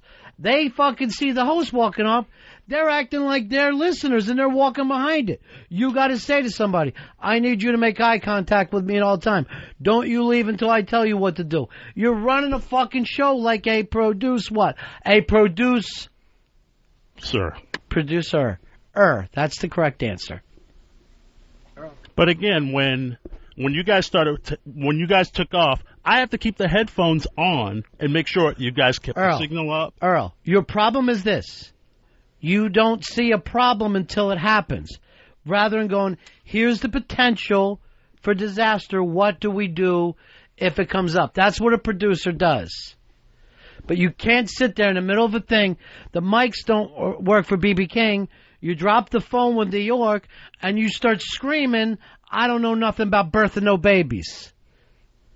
You're Earl Douglas. You're not Butterfly McQueen, my friend. When you communicate and delegate duties, and then they're not done at that particular moment when they have to be done. So this is what the problem with Dave is. He hasn't been trained properly. Then let's blame everything on him and turn him over to Wiki. I mean, there was even a point, and I'm not saying he didn't do it, when you guys went in the race car. I told Dave, I was like, make sure you stay in eye contact with me in case there's a problem. And that way we can bring them back, bring them forward, bring them back. What'd he do? No, he stayed there. He watched me. But I'm just saying, Yes, do that every time. But what's the problem? Do that every time. But when I communicate that, and then when it's not done, how is that my fault? That means that you should arrange shit on people. The reason why Fez gets upset is that you haven't arranged shit on anybody. You let them get away with it till Fez's stent is fucking popping out. I did that for B.B. King, too. I absolutely did it for B.B. King. Did you guys see me standing there by you? No, I did not see you. I was running between... I didn't see anyone I knew except Ronnie and B.B. King. I was just trying to coordinate with... Oh, yeah. Yeah, when me and Don were trying to coordinate, and I was running between Don and Earl, and trying to get that completely set up. Earl, how can you say that? During the B.B. King thing, I was talking to you. At one point, I had to physically leave the board and run back and grab Don and say, we cannot hear a thing. That's probably when I left New York. Also, Earl, I was the middleman for you all day yesterday. There was a few times even before all the problems happened where we tried calling you and you weren't picking up your phone. Most of the times we waited for you to call us. We called and it would either go right to your voicemail or it would ring. There were a couple of instances where that's when I called Dave that one time because your phone wasn't working. We were calling with ourselves. I think at one point I got pranked from the office phone, and that line just kept ringing the entire show. It wasn't pranked. They're trying to fucking tell you we're not on the air. No, it wasn't. Not like, oh, what are these two up to? No, it was. All those jokers, come on, Earl. I'm not going to fall for that. No, answer it and start dealing. I know the number to this studio, and that wasn't it. It was from like a back office. I'm like, why is the back office calling me?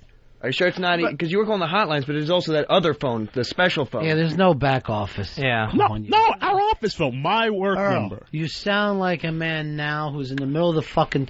Look at this, train derailment one day after we get off. Oh, nice. That looks like it went right out into the street. I wish that was us. I wish that was what happened on the way home from D.C. I thought it went overall, like, decently, too, but I just, I can't believe all this stuff. I mean... You thought that shithole went decently because Fez and I didn't yell, right? Is that why you thought it went decent? Maybe, yeah. Can I tell you something? You know how many fucking points in my career I would have freaked the fuck out over the B.B. King thing? Yeah. You know why I didn't? Why don't I? Because I'm fucking working with F Troop, and I would be fucking screaming every day. So I go, look, if no one fucking cares to give me a fucking real team, then I don't fucking care. That thing was shit. You don't fucking do that to... Now I'm fucking getting pissed off because you don't know the difference between fucking shit and Shinola. And you guys didn't You could help yourself so much by shutting up and keeping yourself out of it. Again, this had nothing to do with you. Again, this was Earl. You fucking wander in here and say something else. That's just absurd. Yeah. Because you don't learn. This was between Fez and Earl. Why the fuck am I yelling at you? Because you can't shut what? The mouth. The what? My mouth. Shut my... Point at it. Point at your mouth. Open and point. You see the thing you're pointing? Yeah. That should be a dead dog's dick for the fucking things that you're saying here today. That's what it should be. If this was any kind of civilized world, you would be sucking a dead dog's dick instead of talking. And if I was you, if I had the choice between the two, you know what I'd be doing? Dead. Huh? I'm a little... What would I be doing? Oh, boy. What would I be doing? Dead dogs. I suck dead dog dick? Is that where you're going with this? No. Oh, what are you saying? If it was you, you would be quiet. Oh, you said Spider. I be quiet? Yeah, I'm going to walk around fucking timid. Get the fuck out, Dave. Get out and think about what you're saying. Get out and think about what you want to do with your life. Crazy bastard. All he's got to do is shut up. He can't.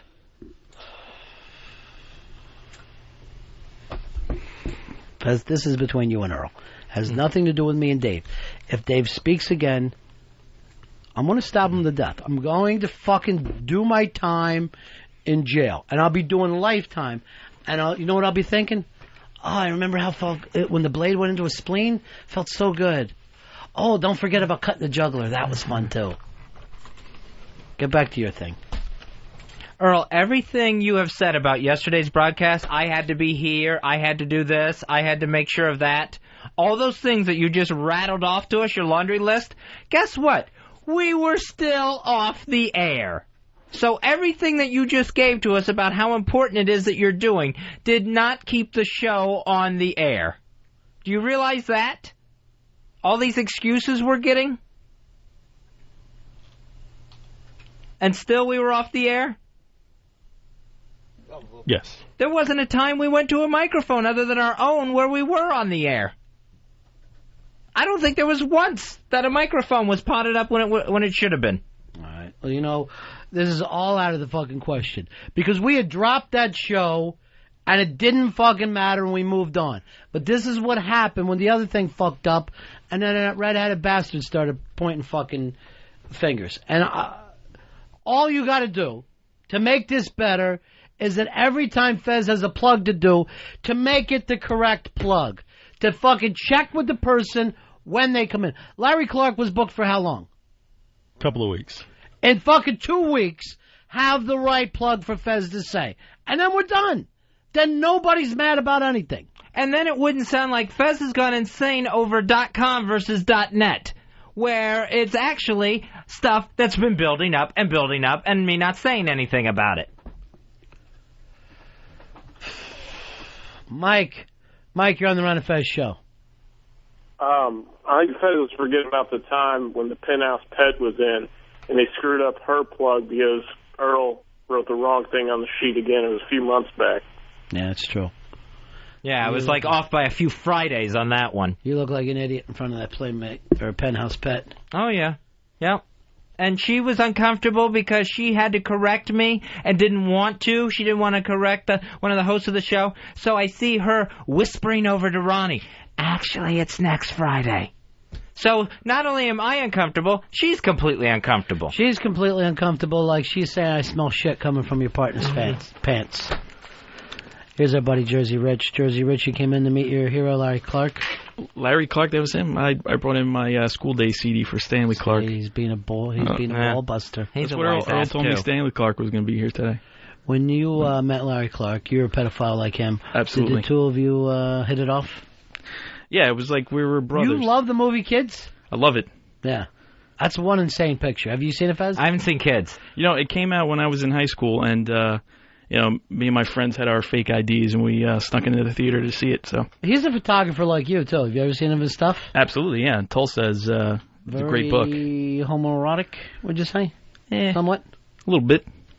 Okay, just want to know where your photography at, where your angle is, or where your homoerotic level is. You gotta see it from all angles, right, Ronnie? Jersey Rich, you're a great bass player. You play with U.S. Steel. You play with Crankcase. What's happening now? What, with Crankcase? Yeah. You know. We know Dave tried to steal the band. Mikey D and I talked about it. Fez, you got a phone call about it, too? Yeah, I got a phone call about it where he was, like, upset that anyone would try to take his band. As it was told to me, that's my band. That's my band. Yeah, well, you know, Greg and I, GVAC and I also got some phone calls from Mikey saying that the band was over. Oh, is that right? Oh, yeah. Is it done now? This was a big blowout.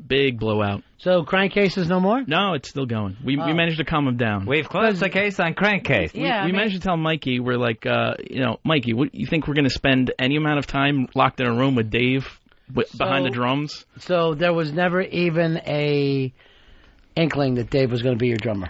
A drum off, maybe, but no replacement. Just playing a couple rounds of Tease the Retard, are you? Here is Anthony. Anthony, you're on Ron and Fez. Hey, buddy. Yeah. Yeah, you guys are absolutely right. Even this morning on Opie and Anthony, they were talking about Earl's fuck-up.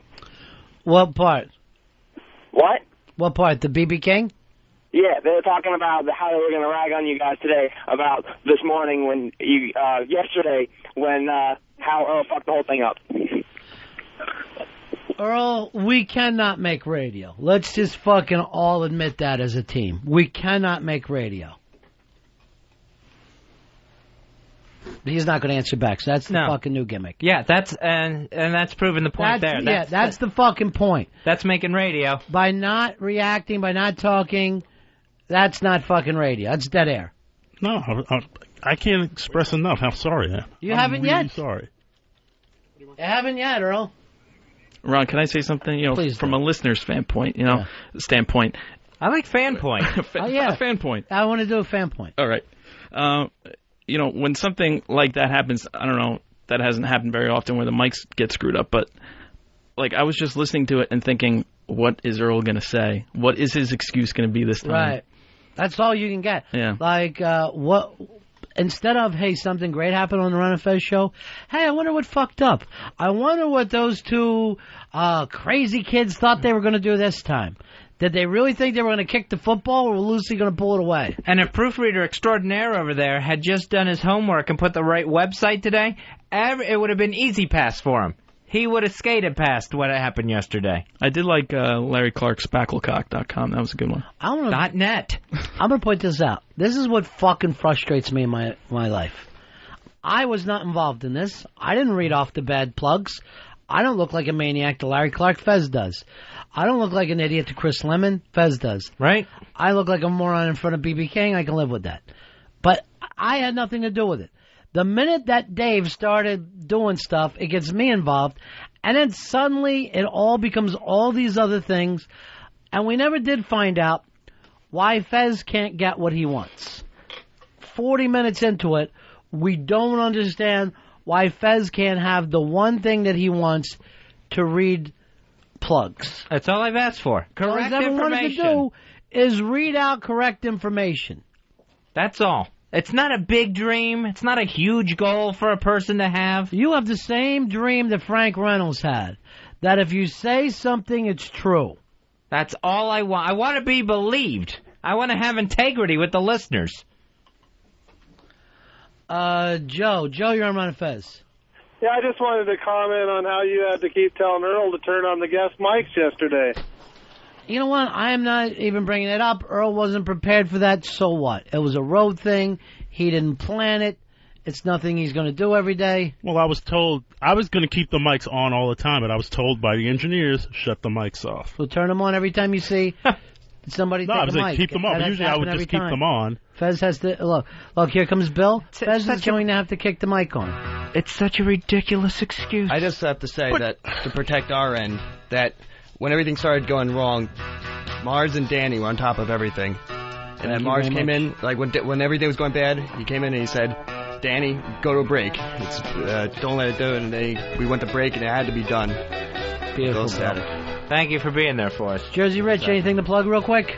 RichStillwell.com. RichStillwell.com. Get the links to all my band websites and photography. It's all kinds of stuff with his photography, his band stuff.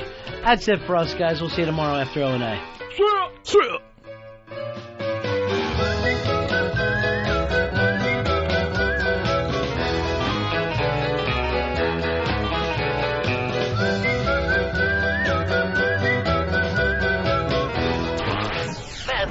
The Ron and Fez Show. XM202.